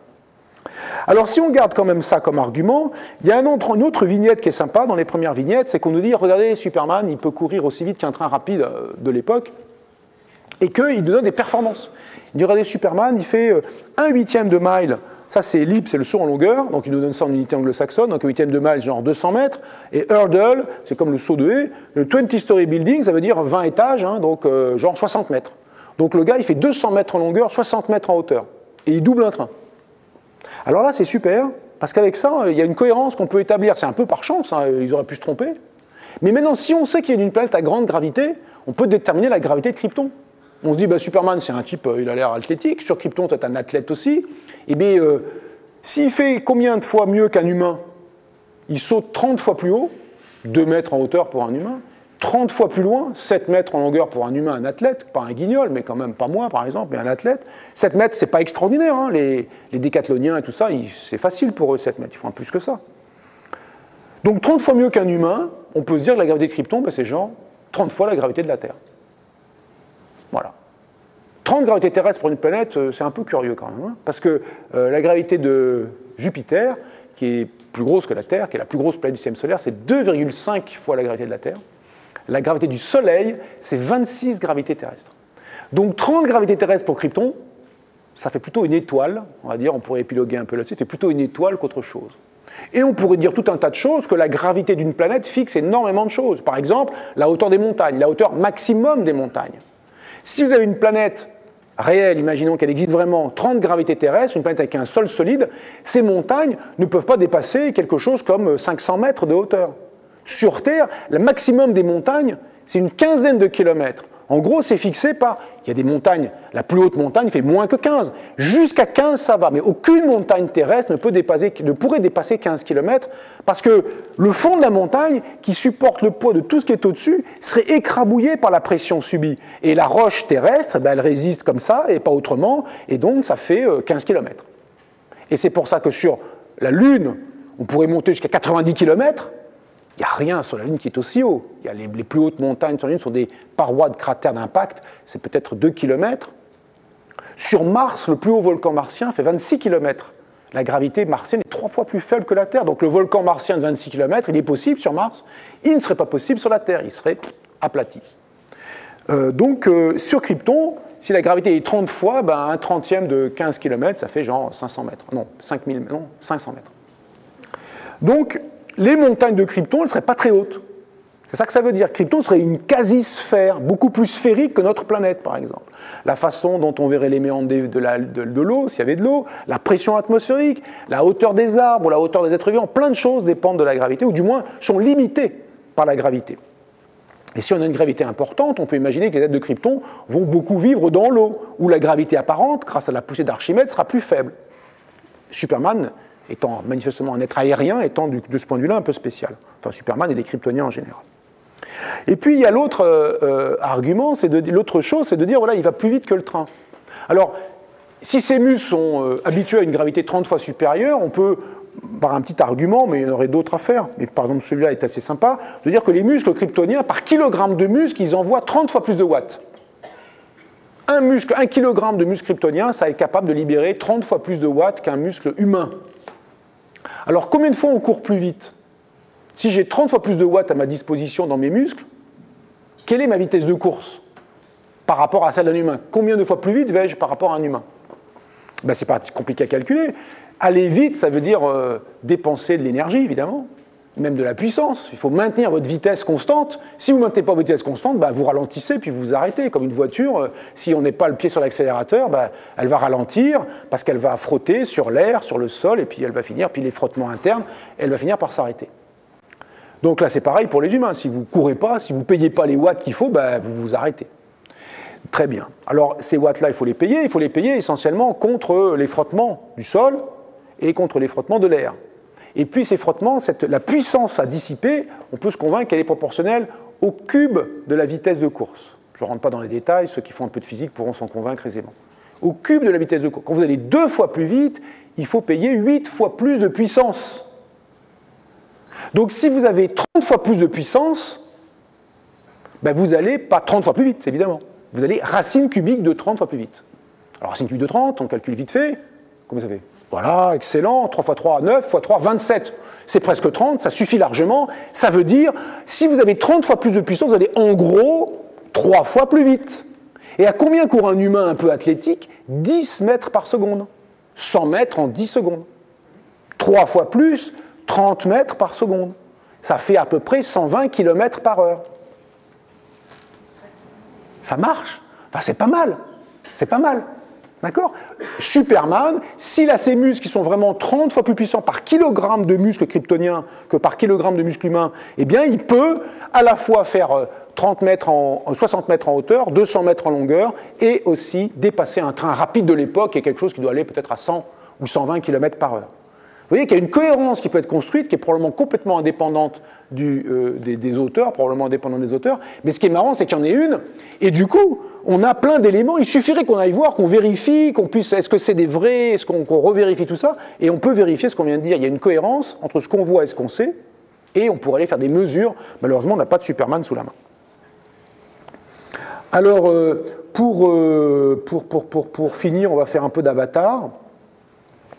Avec une petite enquête pour montrer, c'est une enquête niveau 6e. Quand je dis niveau 6e, ça veut dire, on peut la faire comme on veut, à tout âge, toute connaissance, mais ça veut dire des enfants de 6e, on peut la faire. Ça prend 1 heure pour la faire avec eux en grand détail, dans un petit atelier que j'ai monté, tout nickel, pour les faire travailler vraiment. Là, ils en chient au bout d'1 heure, ils ont là, c'est bon, on a bossé. Alors la question, ça c'est une scène du film Avatar, on pourrait prendre plein d'autres scènes de la vie réelle. Hein. Avatar, simplement, c'est plus excitant.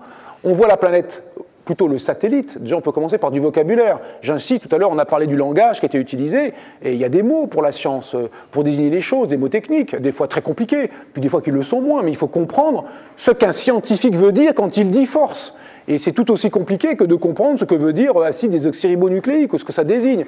Donc, la notion qui est derrière, il faut bien l'apprendre. Donc là, c'est un satellite. Pandora, ils disent planète tout le temps, mais c'est un satellite de la planète Polyphème, donc ça veut dire aller chercher, donc avec les gamins, aller chercher ce que c'est un satellite, ce que c'est une planète, c'est quoi la définition d'une planète, etc.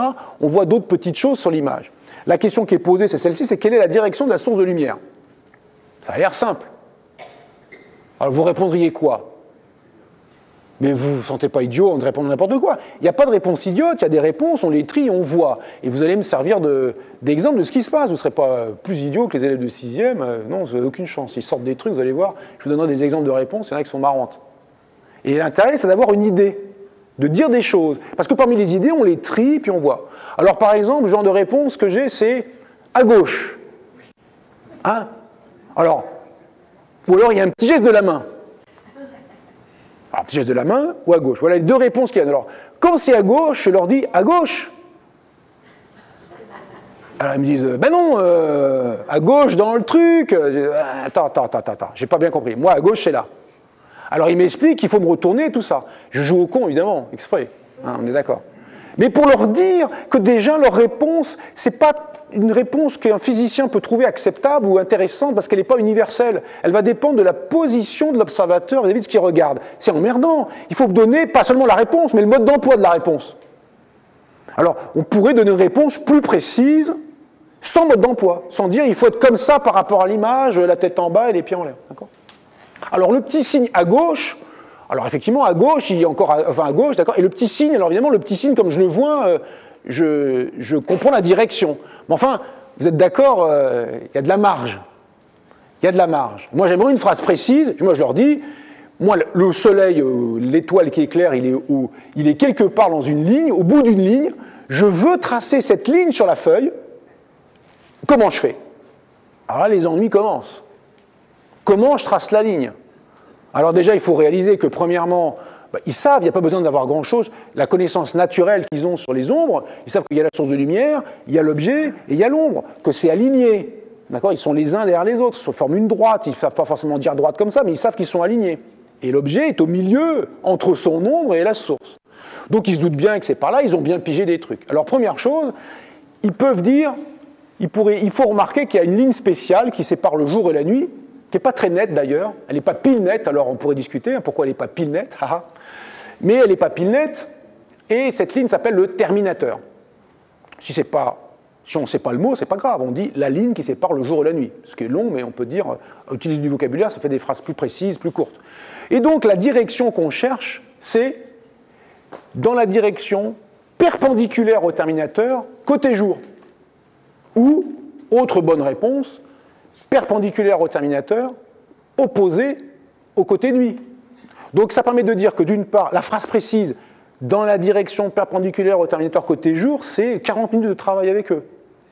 Et c'est du français. Ils savent ce que c'est perpendiculaire, ils savent ce que c'est droite, ils savent pas terminateur, mais ils pourraient dire perpendiculaire à la ligne qui sépare jour-nuit, ça ne me gênerait pas du tout. C'est du français. Donc je le dis, parce que vous pourrez le répéter, la physique, c'est d'abord du français. Enfin, si vous êtes chinois, si vous étiez en Chine, je vous dirais, c'est-à-dire la physique, c'est d'abord du chinois. Ou du ce que vous voulez.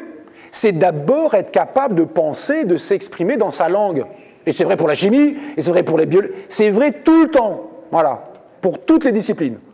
Bon, deuxièmement, une fois qu'on a compris ça, il faut exprimer ce qu'on pense clairement, de façon universelle.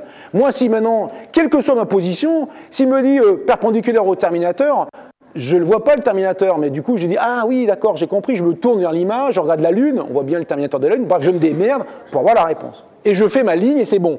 Et il y a plusieurs réponses. Il n'y a pas une réponse unique. Il n'y a pas toujours une réponse unique, parce qu'on apprend aux étudiants qu'il y a une réponse unique, celle qui donne tous les points, les autres, elles ne sont pas bonnes.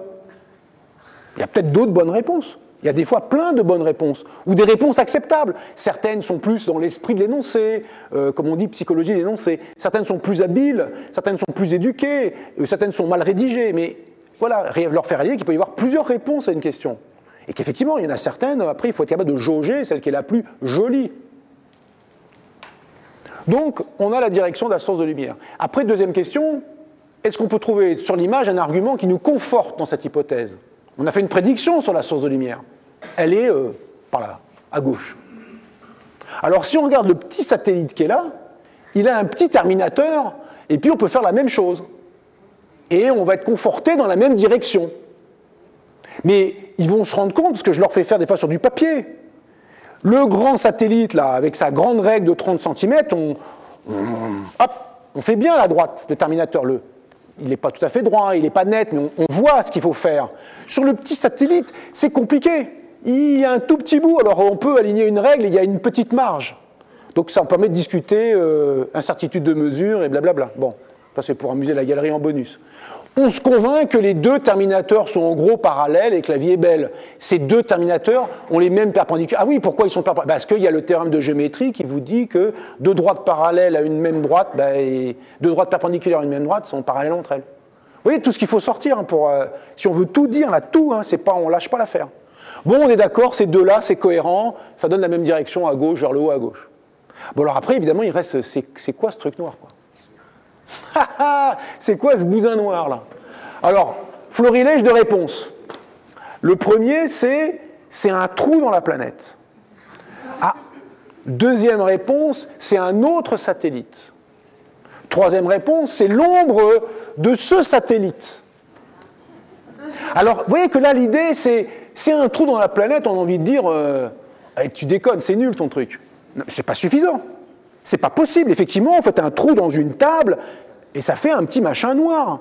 Donc, si on veut déblayer cet argument-là, il faut trouver un argument qui tue le truc. Il dit non, c'est pas possible que ça soit ça.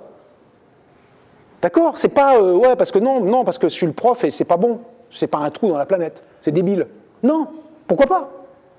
Alors pourquoi c'est pas un trou? Parce que la planète qui est là, si on la regarde droit dans les yeux, vraiment bien, quoi. C'est cette planète-là. C'est Jupiter. Les gars, ils ont pris Jupiter, ils ont pris Photoshop, ils ont peint en bleu. Jupiter, qui s'appelle Polyphème dans le film. Très bon nom d'ailleurs, Polyphème, encore un petit cours de français. Pourquoi on l'appelle Polyphème? Pour l'appeler Tartampion. Il n'y a pas de raison, on fait ce qu'on veut. De toute façon, je suis James Cameron, j'ai 30 milliards, j'appelle la planète comme je veux. Mais là, je dis Polyphème. C'est pas idiot, Polyphème, c'est qui? C'est un cyclope avec un œil unique au milieu du front. Et donc, voir cette grosse tache rouge ou voir cette grosse tache bleue qui est ici, ça évoque le cyclope. Polyphème est un nom bien trouvé. C'est un nom sympa. Bon, cette planète-là, c'est comme Jupiter, c'est une géante gazeuse. Gazeux. Est-ce qu'on fait des trous dans le gaz? Non. Et pourquoi? Parce que les gaz, ça occupe tout le volume disponible. Vous voyez, tout le petit machin. Alors, ça serait un liquide. Ben, on ne fait pas de trous dans les liquides, non. On fait des trous dans les solides. Donc, si ça, c'est une planète gazeuse, c'est pas un trou. Bon, première hypothèse dégagée. Deuxième hypothèse, c'est un autre satellite. Alors, un autre satellite, il va être éclairé par tout ce beau monde. Donc, il doit avoir un terminateur. Il n'y en a pas, donc ce n'est pas un autre satellite. Alors, ils me disent, oui, mais peut-être qu'on voit que le côté qui est nuit. Alors, si on voit que le côté nuit, c'est qu'il est éclairé de l'autre côté, et je devrais avoir la source de lumière en pleine gueule, et il ne serait pas éclairé sur le côté alors que les autres le sont. Non, ce n'est pas un satellite. Alors après, c'est l'ombre de ce satellite. Alors là, pourquoi pas? Alors vous allez voir que c'est compliqué pour en arriver à non. On peut dire non, on n'y croit pas. Mais pourquoi c'est non? C'est ça le truc intéressant, c'est pourquoi c'est non? C'est pas non. Oui, je m'en fous de leur réponse à la limite. Ce que je veux, c'est des arguments. Alors pourquoi c'est non? Ben on se dit, on fait un petit alignement entre l'ombre et l'objet, et on a une idée, ça donne une idée de la source qui est éclairée pour créer cette ombre. Et c'est pas du tout la même que la première. Ça fait deux sources. Alors on pourrait se dire, ben, ça marche pas. Ah ben attention, il y a une astuce. C'est que le film Avatar se déroule sur le système, sur le monde Pandora, qui est autour de Alpha du Centaure, qui est une étoile double. Yes! Il y a deux étoiles. Ben alors ça marche. Il y a deux étoiles. Il pourrait très bien y avoir une comme ci et une comme ça. Donc on fait une prédiction, il y a deux étoiles, une comme ci, une comme ça. Mais ça a une conséquence. C'est qu'il y a une comme ci et une comme ça. Elle est comme ça pour tout le monde. Et donc, cet petit satellite et celui-ci, ils devraient avoir deux terminateurs. Ils n'ont pas deux terminateurs, donc il n'y a pas de deuxième ombre. Donc, il n'y a pas de deuxième soleil. Donc, il n'y a qu'un seul soleil. Donc, ce n'est pas l'ombre de ça. Vous voyez comme il faut bosser, c'est pas ouais, parce que je le vaux bien, ou parce que moi je suis le prof, toi tu es en sixième, ta gueule, c'est pas ça la réponse. Il faut bosser. Mais en science, c'est ça. On passe notre temps à déblayer les arguments des copains. D'abord autour de la machine à café, puis en discussion en séminaire interne, puis quand c'est publié en disant « ça va pas ». Ce qui est publié dans les revues scientifiques, c'est pas vrai. C'est suffisamment plausible au regard de ce qu'on sait déjà et suffisamment travaillé pour qu'il n'y ait pas immédiatement des arguments qui détruisent le truc. Mais peut-être c'est faux. Pas maintenant, on ne le sait pas encore. Peut-être c'est pas tout à fait juste, mais pas maintenant, on ne le sait pas encore. D'accord ? C'est juste valider une procédure, une publication scientifique. Si c'était immédiatement faux, ça passe pas. Si c'était incohérent ou pas terrible ou mal éduqué ou en proposant des choses pas solides, ça dégagerait. S'il y avait une erreur de procédure, ça dégage. Et ce qui reste, c'est des choses plausibles et qui peut-être donnent le prix Nobel, et puis des fois, c'est faux 10 ans après parce que ça ne marche plus. Et donc là, qu'est-ce qu'on est obligé de dire ? C'est quoi alors finalement ce truc ? Alors une erreur, bon, ils ont merdé dans le film, c'est possible, c'est possible. Mais alors on pourrait dire, et là c'est un saut conceptuel important, on pourrait dire c'est l'ombre d'un satellite qu'on ne voit pas. Vachement emmerdant. Vous êtes en train de dire, il y a un truc que je vois, et c'est dû à un truc que je ne vois pas. C'est comme les gamins, c'est tombé, ça s'est cassé, j'ai rien touché quoi, c'est tombé tout seul. Vous lui dites, tu te fous de ma gueule quoi, non, ça marche pas. Mais vous ne pouvez pas strictement dire ça. Il faudrait montrer que l'existence des fantômes est remise en cause par la physique. Bon, il y a quand même un certain nombre d'arguments, mais c'est-à-dire il n'y a pas d'argument, enfin, ce serait compliqué de réfuter ça. Il faudrait faire des mesures pour montrer que son argument qui s'est tombé tout seul, ça ne marche pas. Il y aurait des effets sans cause. Bon, la physique, quand même, a fait des efforts là-dessus, mais c'est ça le truc. Vous invoquez de l'invisible pour le visible. Mais la physique, elle a déjà fait ça. Elle fait encore ça. Elle a déjà fait ça. Quand on a compris que le mouvement d'Uranus ne collait pas pile poil avec la physique de Newton. Pas pile poil. Bah, c'est emmerdant quand même. Alors, bah, les gars malins, ils ont dit, un gars malin, le Verrier, a dit, bah, peut-être qu'il y a une planète au-delà qui perturbe. Je calcule, blabla, et on trouve. Donc au début, il fait l'hypothèse de l'invisible pour expliquer du visible, des perturbations dans le mouvement d'Uranus. Et puis ça a été la découverte de la planète Neptune. Bon, là, c'est un cas où ça a marché. Un autre cas où ça a marché, les désintégrations bêta du bismuth. Ça émet un électron, on le détecte. On mesure l'énergie de l'électron. Il y a tout un spectre, plein de possibilités entre 0 et un maximum. Et pas plus grand que ce maximum. Et jusqu'à 0.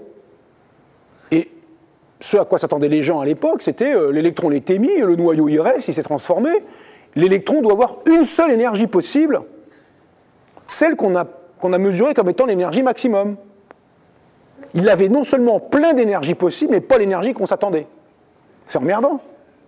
Alors, les malins de la physique quantique de l'époque ont dit « Ah, peut-être qu'il y a une autre particule qui part, qu'on ne voit pas, un genre de particule fantôme, qu'on va appeler neutron, et elle part en emportant une partie de l'énergie, elle partage avec l'électron. Donc l'électron peut avoir entre 0 et le maximum, et l'autre particule, elle a entre le maximum et 0. Ils se partagent en deux. Et ça rend compte, on garde la conservation d'énergie, et on invoque une particule fantôme. Alors avec la découverte du neutron par Chadwick en 30 quelque chose, 32 ou 34, c'est plus appelé neutron cette particule, elle s'est appelée neutrino, le petit neutre. Et puis on l'a découvert dans les années 50. Mais pendant longtemps, le neutrino, c'était une hypothèse pour garder la loi de conservation de l'énergie au niveau nucléaire. Comme on a invoqué Neptune pour conserver les lois de Newton qui quand même marchaient bien. On n'avait pas envie de les jeter au prétexte que Neptune ou qu'Uranus fait des bricolages. Et puis dans le cas de Mercure, Mercure a une orbite elliptique autour du Soleil, le périhélie, le point le plus proche de Mercure du Soleil, se déplace lentement dans le temps, d'à peu près 570 secondes d'arc par siècle. Bon, très bien, d'habitude, l'orbite newtonienne standard, c'est une ellipse fermée. Là, c'est une ellipse qui ne se ferme pas exactement et ça fait tourner lentement le demi-grand axe de l'orbite de Mercure. Très bien, on tient compte de la perturbation de Jupiter, de la non-sphéricité du Soleil, blablabla, plein de calculs. Et on n'obtient jamais les 573 secondes d'arc. On obtient 530 quelque chose, il manque 43 secondes d'arc. Avec tous les efforts newtoniens, on n'arrive pas à trouver la valeur observée. À 43 secondes d'arc par siècle près, à 10% de la valeur mesurée, hein, quelque chose de pas très grand. Alors on refait le coup de Neptune. On dit, ah, ben, il y a la planète, on va d'abord l'appeler Vulcain, elle est plus proche que le Soleil, elle perturbe. Alors Vulcain, elle a le mérite d'être invisible et d'être difficile à observer, parce que comme elle est plus proche du Soleil que Neptune, que Mercure, du coup elle est toujours très près du Soleil, angulairement dans le ciel, le Soleil qui est très brillant. Déjà Neptune, pour ceux qui font de l'astronomie amateur, il faut déjà faire un tout petit effort, il faut la chercher. Quand on sait, on la trouve, mais le Pékin de base, il ne sait jamais que Neptune est dans le ciel, il la remarque jamais, comme Vénus. Pas Vénus, quand elle est dans le ciel bien, c'est un phare, on la voit extrêmement bien, très brillante. Donc Vulcain, on ne risquait pas de l'observer. Et puis la théorie de la relativité générale d'Einstein, sa première application, c'est l'orbite de Mercure. Et ping, la bonne valeur, mais direct, quoi. Direct la bonne valeur. Donc là, il n'y a plus besoin de Vulcain. Là, il a fallu changer les lois. Donc vous voyez que dans une situation où il y a des trucs pas clairs, soit on invoque un changement de loi, on dit ben, ces lois de l'optique, elles sont bizarres, en fait, c'est l'ombre de cette planète, mais qui fait zzz, la lumière, elle a fait un truc bizarre, quoi. Pourquoi pas? Mais pour justifier ça, il faut quand même, il faut des arguments, quoi. On ne change pas les lois parce que ça fait plaisir, parce que les lois, elles marchaient. Si elles sont là, c'est qu'elles fonctionnaient, donc on ne les dégage pas comme ça d'un revers de main. Donc on essaie de les garder longtemps, on s'y accroche, et c'est ça qui fait que des fois on s'accroche à des planches pourries pendant des siècles. Et puis de l'autre côté, on dit, il n'y a pas de problème, on invoque, il y a des tas de satellites, des particules à la noix, enfin tout ce qu'on veut, il y en a plein. Et évidemment, c'est pas suffisant de dire ça, parce que sinon vous remplissez le monde de tas d'êtres bizarres, fantomatiques qui font des trucs, et ça vous dispense d'inventer les lois correctes du monde, qui décrivent correctement le monde. Donc il faut tester, est-ce qu'on va les détecter ces particules, ou pas, ou ces planètes, ou c'est ce que vous voulez. Et tant qu'on ne les a pas détectées, c'est énervant. Votre hypothèse, c'est une hypothèse. Et c'est énervant. Et tant que ça reste une hypothèse, c'est énervant. Et donc vous continuez, ça vous énerve. Et ça continue. Par exemple, prenons la matière noire. C'est une hypothèse que font les astrophysiciens pour expliquer pourquoi les galaxies ne tournent pas rond. Je dis ça rapidement. Mais on ne sait pas ce que c'est la matière noire. On sait ce que ça n'est pas. Il y a des hypothèses qui ont été avancées et ça a été montré faux. C'est pas ça. Ah, c'est peut-être ça. Non. C'est peut-être ça. Non. Peut-être non. Non. Et il faut vivre avec. C'est une hypothèse. On n'a toujours pas modifié les lois. On s'accroche à ajouter des acteurs dans le monde physique, la matière noire. Tant qu'on ne la détecte pas, ça ne fait pas rire, quoi. On va peut-être dire une bêtise. Peut-être qu'il fallait modifier les lois. On ne sait pas. Pour l'instant, on a des arguments qui convergent vers l'idée qu'il faut rajouter un acteur qui obéit aux mêmes lois. Mais on ne sait pas quel acteur. Et pour l'énergie noire, j'en parle même pas. Donc pour vous dire que ce saut conceptuel qu'on vient de faire, vous voyez qu'épistémologiquement, on peut en discuter longuement, c'est très important de se sentir capable, autorisé à expliquer du visible par l'invisible, mais qu'en même temps, on ne s'arrête pas là. C'est c'est tombé tout seul. Non, non, non. Maintenant, on va essayer d'argumenter autour de ça.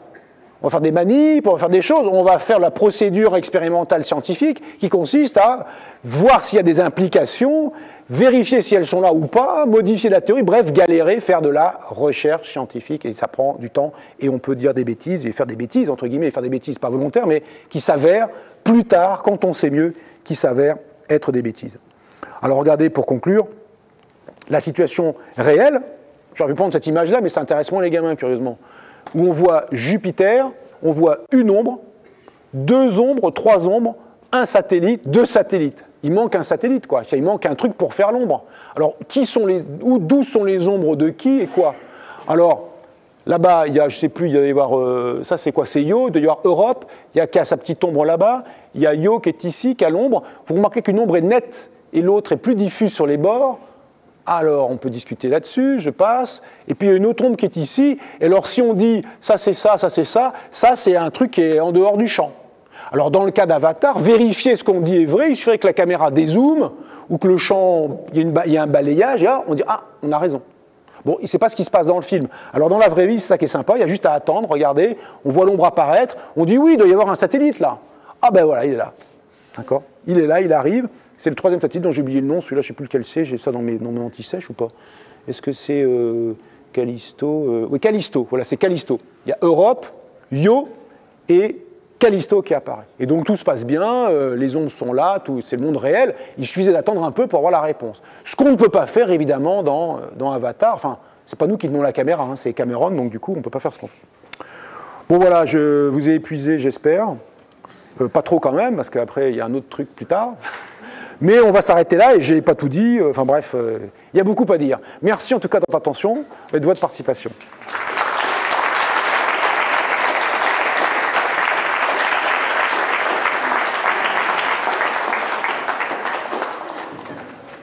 J'espère que j'ai assez d'énergie dans le micro. Oui, c'est toujours une question d'énergie. De toute façon, l'énergie, c'est fondamental. Hein. Une question, quelque chose? Oui, madame.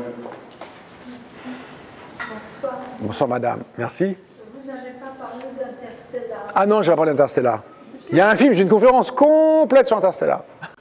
Je dis ça, j'ai rien dit moi. Mais... Juste un petit mot. Oui, dites-moi alors. La fin d'Interstellar, qu'est-ce que pour vous ça a évoqué? Alors, Les dernières images. oui, alors, Le monde est... oui, multiple. Alors, donc Interstellar, on va dire, pour faire un résumé rapide, il y a des choses qui sont bonnes ou très bonnes, en tout cas bien inspirées. Il y a des choses moins bien inspirées, qui auraient pu être bien inspirées. Je fais référence au début où il y a une catastrophe climatique, il n'y a plus d'eau, et quand on n'a pas d'eau, on ne fait pas de la monoculture de maïs. D'accord ? On fait du sorgho, on fait un autre truc, mais pas de la monoculture de maïs. Donc, il y a des trucs qui auraient pu être vrais, qui n'ont pas été vrais. Ça, c'est énervant. Il y a des trucs très plausibles. L'ambiance autour du trou noir, il y a des choses plausibles sans être réalistes, mais qui sont très plausibles. Et après, il y a un moment donné, du moment où on rentre dans le trou noir, on rentre dans la poésie, on va dire ça comme ça. Donc c'est plus de l'évocation de ça. Ça fait référence à des choses qui sont, quand je dis la poésie, c'est pas pour être péjoratif avec les poésies, c'est pour être, on est dans un autre mode, voilà. On évoque des choses. Et pour un physicien, ça évoque des choses parce qu'ils font toujours référence dans le film à le bulk. Je ne sais pas comment ils disent dans la version française, ils disent le bulk, et puis nous, on est dans l'univers normal. Ça fait référence à une idée, à une représentation qu'on pourrait avoir, qu'on a de l'univers, mais qui est une représentation hypothétique, dont on n'a pas l'indice de la réalité physique, mais qui est une représentation hypothétique dans certains cadres de physique théorique moderne, qui est que notre univers, ce qu'on observe à 3 dimensions, est un sous-ensemble d'une structure qui est plus grande, mais qui a plus de dimensions, plus que 3 dimensions. Et 3 dimensions d'espace, c'est la dimension de temps, l'autre a 11 dimensions, dont 10 d'espace et 1 de temps. Ça fait référence à des théories multidimensionnelles, sauf que là, dans l'univers en question, il n'y en a que 5, 4 d'espace et 1 de temps, et ce qui se produit, ce que veut montrer Nolan dans le film, à la fin, quand il rentre et qu'il voit la bibliothèque de sa fille avec tout un tas d'étapes, en fait, il voit la même bibliothèque, donc la même structure tridimensionnelle à différents instants. Donc c'est l'idée qu'en étendant le bulk, ce super-espace, vous avez accès, c'est comme vous, les bactéries, vous ne les voyez pas, mais elles grouillent à la surface de... Bon, le ménage est bien fait, mais quand même, il y a des bactéries sur la table, forcément. Elles grouillent à la surface de la table, c'est là. Vous avez le point de vue de Dieu, 3-dimensionnel, et vous regardez les bactéries minables à 2 dimensions qui sont sur la table, qui, elles, ne savent pas qu'il y a un haut et un bas, elles avancent droit devant, à droite, à gauche. Et bien, vous avez, d'une certaine façon, ce point de vue divin, entre guillemets, d'un être capable de voir toutes les dimensions en même temps, et de regarder les minables qui grenouillent dans les 4 dimensions spatio-temporelles que sont les nôtres. Et c'est ce qu'il veut représenter à la fin du film, en faisant référence, dans les tableaux qu'on voit du professeur dont j'oublie le nom, dans ce tableau, les graffitis, si je veux dire, les dessins, les formules qui sont écrites, font explicitement référence à ça. Voilà. Donc c'est une vision esthétique, poétique, autre chose, parce que représenter à nos yeux des dimensions spatiales que nous ne savons pas percevoir, même c'est pas une question d'œil, c'est une question aussi de cerveau, c'est pas facile. Donc on peut, les physiciens ou même les mathématiciens qui travaillent sur des univers ou des espaces largement multidimensionnels, enfin plus que tridimensionnels, c'est par l'habituation, par le calcul, par la réflexion, voilà. C'est pas par la visualisation au sens avec les yeux, quoi. Vous avez des questions? Là-bas.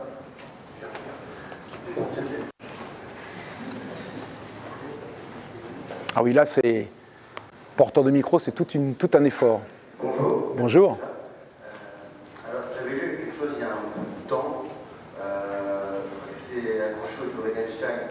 Il paraît que quand on prend 2 humains qui sont nés jumeaux, et globalement symétriques, on va dire, en termes de santé, tout ça, tous les facteurs autour de l'humain sont les mêmes.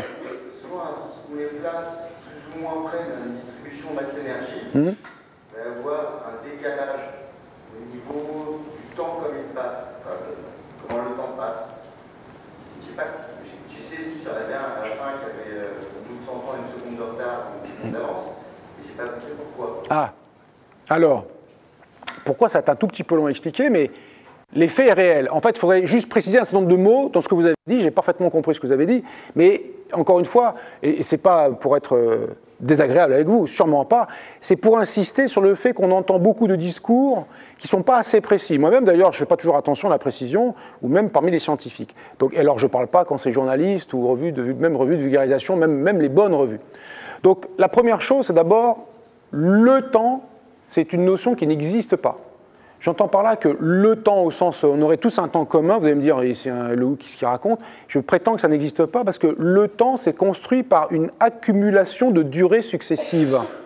Vous avez un pendule qui fait un aller-retour, ça s'appelle 1 seconde, et 2, et 3, et 4, et 5, et 6, et 7, et voilà. Ou alors la Lune qui fait le tour, ou le Soleil qui fait le tour, ou plutôt la Terre autour du Soleil, ça fait 1 an, ça fait 1 mois, ça fait 1 jour, si c'est la Terre autour d'elle-même. D'accord ? Donc vous avez une accumulation de durées successives. Vous allez me dire, ben, d'accord, mais moi quand je regarde le tour de la Terre, le tour du Soleil, tout ça, c'est pareil. Alors la réponse est non. Les durées dépendent des observateurs. Les durées qui séparent 2 événements dépendent des observateurs. À des epsilon infinitésimaux près pour les différences de hauteur habituelles et les différences de vitesse habituelles. Si 2 observateurs sont en déplacement relatif l'un par rapport à l'autre et qu'ils observent le même phénomène, je lâche un objet, il tombe sur le sol, moi je vais mesurer la durée de la chute de cet objet, moi qui lâche l'objet par rapport à moi, dans mon référentiel, l'objet, il y a l'événement, je lâche l'événement, il frappe le sol, je mesure une certaine durée, quelqu'un qui se déplace par rapport à moi va mesurer une durée différente. Si les durées que vous accumulez, moi j'accumule des durées avec mon propre chronomètre qui fait 1 seconde, 2 secondes, 3 secondes, vous avec votre chronomètre identique au mien, synchronisé initialement, vous vous déplacez par rapport à moi, vous allez vous aussi voir 1 seconde, 2 secondes, 3 secondes, mais la durée que vous allez mesurer entre deux événements et la durée que je vais mesurer entre deux événements ne sera pas la même. L'exemple emblématique étant, avec vos exemples de jumeaux, un jumeau reste sur Terre, l'autre fait un grand voyage dans l'espace et revient, dans une fusée très rapide qui voyage à très près de la vitesse de la lumière, puis qui revient. Eh bien, le jumeau qui est mesuré sur Terre mesure une durée de voyage, la durée qui sépare l'événement, mon jumeau est parti, et l'événement, mon jumeau est de retour, et le jumeau qui est parti, il mesure la durée du voyage, je viens de partir et je suis de retour sur Terre. Et ces deux durées seront différentes. Ça, c'est ce que montre la relativité restreinte d'Einstein. Il y a une autre situation où les mesures de durée sont différentes, c'est quand vous êtes dans des potentiels de pesanteur différents. En gros, une horloge ici et une horloge là où vous êtes plus haut que moi, de peut-être 5 mètres au-dessus de moi, eh bien, chacune battra la même seconde, mais les durées, si je compare les durées mesurées des deux horloges pour deux phénomènes que nous allons observer ensemble, eh bien, on n'obtiendra pas exactement la même durée parce que vous êtes légèrement plus loin du centre de la Terre que moi, et donc dans un potentiel de pesanteur, de gravité plus faible, légèrement plus faible. Les écarts sont minuscules, minuscules. Pensez que les satellites qui sont les satellites GPS, notamment les horloges atomiques qui sont dans les satellites qui font le réseau GPS, ces écarts cumulés de vitesse relative, parce que les satellites se déplacent à peu près 7 km par seconde, un peu plus que 7 km par seconde par rapport au sol, et d'altitude, ils sont à 20 000 km ou 25 000 km d'altitude, ça fait un écart par rapport au sol qui est de l'ordre de 46 millionièmes de seconde par jour. C'est tout petit. C'est-à-dire qu'aux échelles habituelles, c'est complètement négligeable, ce qui fait que l'on a l'impression de pouvoir parler de le temps, comme s'il y avait un temps universel commun à tous les humains. En fait, non, mais à des milliardièmes de secondes près pour la vie quotidienne, à des millionièmes de secondes près quand il s'agit de satellites d'horloges atomiques, comparés à des horloges atomiques au sol, qui sont horloges atomiques embarquées dans les satellites d'un réseau de localisation par satellite. Si on ne tenait pas compte de ces effets, 46 microsecondes par jour, en 1 microseconde, la lumière parcourt 300 mètres, en 46 microsecondes, elle parcourt à peu près 15 km. Ce qui veut dire que vous avez des écarts de position de jour qui glissent de 15 km. Vous ne vendez pas un GPS qui vous localise 15 km le lendemain à côté de l'endroit où vous localisez la veille. Enfin, ne se vend pas. Et donc, c'est corrigé intrinsèquement dedans. Donc, la raison, elle n'est pas simple à comprendre. Elle n'est pas simple à comprendre si on ne rentre pas dans le détail technique, mais l'effet de vitesse et l'effet de pesanteur, c'est qu'on ne peut pas séparer espace d'un côté et temps de l'autre, ou temps, c'est pas temps. C'est une construction par accumulation de durée. Je ne peux pas séparer les deux, et je dois considérer qu'une seule entité qui s'appelle espace-temps. Et quand je regarde la distance qui sépare deux événements, c'est une distance spatio-temporelle. Elle n'est pas que spatiale d'un côté et que temporelle de l'autre. Elle est spatio-temporelle et que la mesure de cette distance spatio-temporelle, eh bien, c'est quelque chose qui est ce qu'on appelle le temps propre, le temps mesuré par un observateur pour lequel ces deux événements se produisent au même endroit. En gros, l'horloge que vous avez sur votre montre, que vous avez avec vous, qui ne vous quitte jamais, ça c'est votre temps propre, il n'est qu'à vous, personne d'autre a votre temps propre. Et d'autre part, en relativité générale, l'effet de la gravité, c'est que la gravitation courbe l'espace-temps, déforme l'espace-temps, et que ces déformations jouent sur l'espace et sur le temps simultanément, sur la structure qui s'appelle espace-temps. Après, en dire plus, c'est un peu compliqué si on ne rentre pas un tout petit peu dans le formalisme. Il n'y a pas besoin d'entrer beaucoup pour comprendre des effets temporels de la gravitation, mais ça prend une petite demi-heure et des calculs niveau terminal scientifique. Ce n'est pas très compliqué, mais il faut prendre un tout petit peu de temps. Et après, le vrai calcul complet dans la situation générale, quand on va près d'un trou noir, par exemple, alors là, il faut rentrer dans le détail du formalisme assez compliqué de la relativité générale. Mais en tout cas, l'effet est réel. Ce qui est montré dans Interstellar est un cas extrême, mais parfaitement plausible, au sens vous pourriez vous retrouver plus jeune que votre fille. Au sens, vous avez un âge biologique, votre cœur a battu moins de coups que celui de votre fille. Ce qui est délirant, puisqu'elle est née après vous. Donc oui, il y a tous les coups qu'elle a battus avant qu'elle naisse, que vous avez d'avance. Mais non, vous pouvez vous retrouver dans une situation où son cœur a battu moins de coups, plus de coups que le vôtre. Voilà. Parce qu'un chronomètre, très imprécis, parce qu'il suffit que vous soyez un peu essoufflé, vous ayez couru et ça change le rythme cardiaque, mais c'est votre cœur. C'est une manière d'horloge. Toutes les secondes, en gros, votre cœur fait une pulsation. Ce n'est pas des horloges atomiques, mais c'est une horloge. Et donc, votre horloge vitale, c'est en gros, juste pour vous effrayer un peu, typiquement entre 2 et 3 milliards de battements cardiaques. Parce que 1 milliard de secondes, c'est à peu près 33 ans, et la durée de vie d'un humain, voilà, c'est entre 2 et 3 milliards de battements cardiaques, 2 ou 3 milliards de secondes. Donc le milliardième coup, ça commence déjà à faire ding-dong. Il y en a qui n'ont pas encore 1 milliard de coups, hein. Il y en a qui ont déjà 2 milliards de coups. Hein, ça fait déjà moins rire, parce que le 3 milliardième approche. Hein. Bing, bing, bing. Bon, on ne sait pas à quel tout s'arrête, hein, mais bon.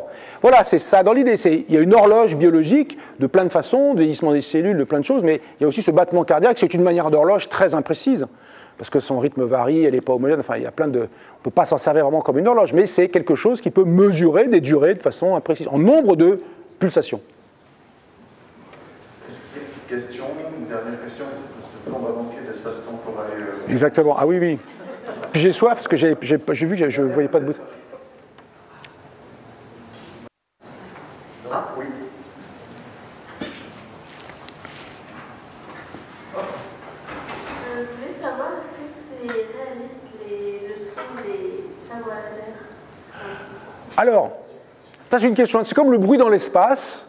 On pourrait se dire, ils font ça, bon, c'est du pipeau. Effectivement, maintenant tout le monde sait que dans l'espace, il n'y a pas d'air, il n'y a pas de gaz, il n'y a pas de matière en général, et que le son ne s'y propage pas.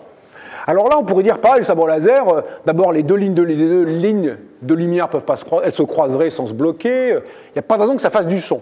Mais en même temps, quand vous regardez comment est fait le son des sabres laser qui sont vendus en boutique, il y en a qui sont vendus des répliques très belles, qui valent un peu cher, pour les fans de Star Wars. Ça fait le son. Comment ils font ce son-là? Bon, d'abord, le sabre, c'est un tube néon. Je caricature à peine. C'est un tube néon. Bon, on allume, ça s'allume, et puis on bouge et ça fait un bruit. Et bien dedans, il y a un objet qui va créer du son, et le son créé va dépendre de l'accélération subie par l'objet que vous avez en main. Si vous ne le bougez pas, ça fait... Et si vous le bougez, ça fait... Ça va moduler ce son en fonction de l'accélération. Les accéléromètres...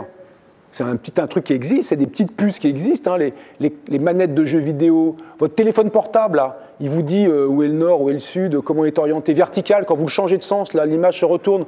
Parce qu'il sait où est le bas, le téléphone portable. Parce que dedans, il y a un accéléromètre. Ça tient dans rien, c'est des choses qui sont microscopiques maintenant, qu'on grave sur des circuits imprimés. Donc, vous mettez dans votre sabre laser un machin qui détecte où est le sens de la gravité, et puis selon cette accélération qui mesure sur les 3 axes, verticale, horizontale comme ci et comme ça, ben il fait un bruit. Donc ça simule ce qu'on voit, il n'y a pas de problème.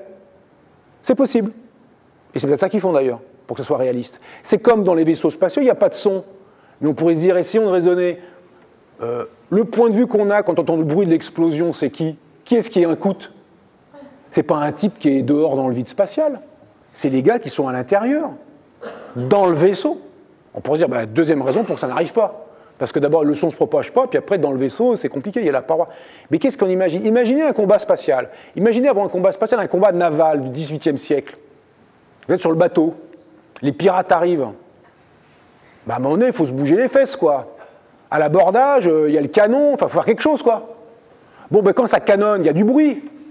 Il n'y a pas besoin de vous dire, si, le chef, le capitaine, ou je ne sais qui, il gueule sur tout le monde pour dire à l'abordage, ou aux armes, ou quelque chose. Il y a du bruit. Ça vous incite à vous bouger, quoi. Il y a une ambiance, genre, ouh là là là là là, ça va chauffer, il faut se bouger. Maintenant, dans le vaisseau spatial, il n'y a pas un bruit, mais le combat fait rage. Qu'est-ce qui vous incite à vous pousser au mich si on ne vous gueule pas dessus? Une façon de vous pousser, c'est que dans le vaisseau, il y a une simulation sonore de l'intensité du combat spatial extérieur, qui vous fait comprendre que ça rigole pas.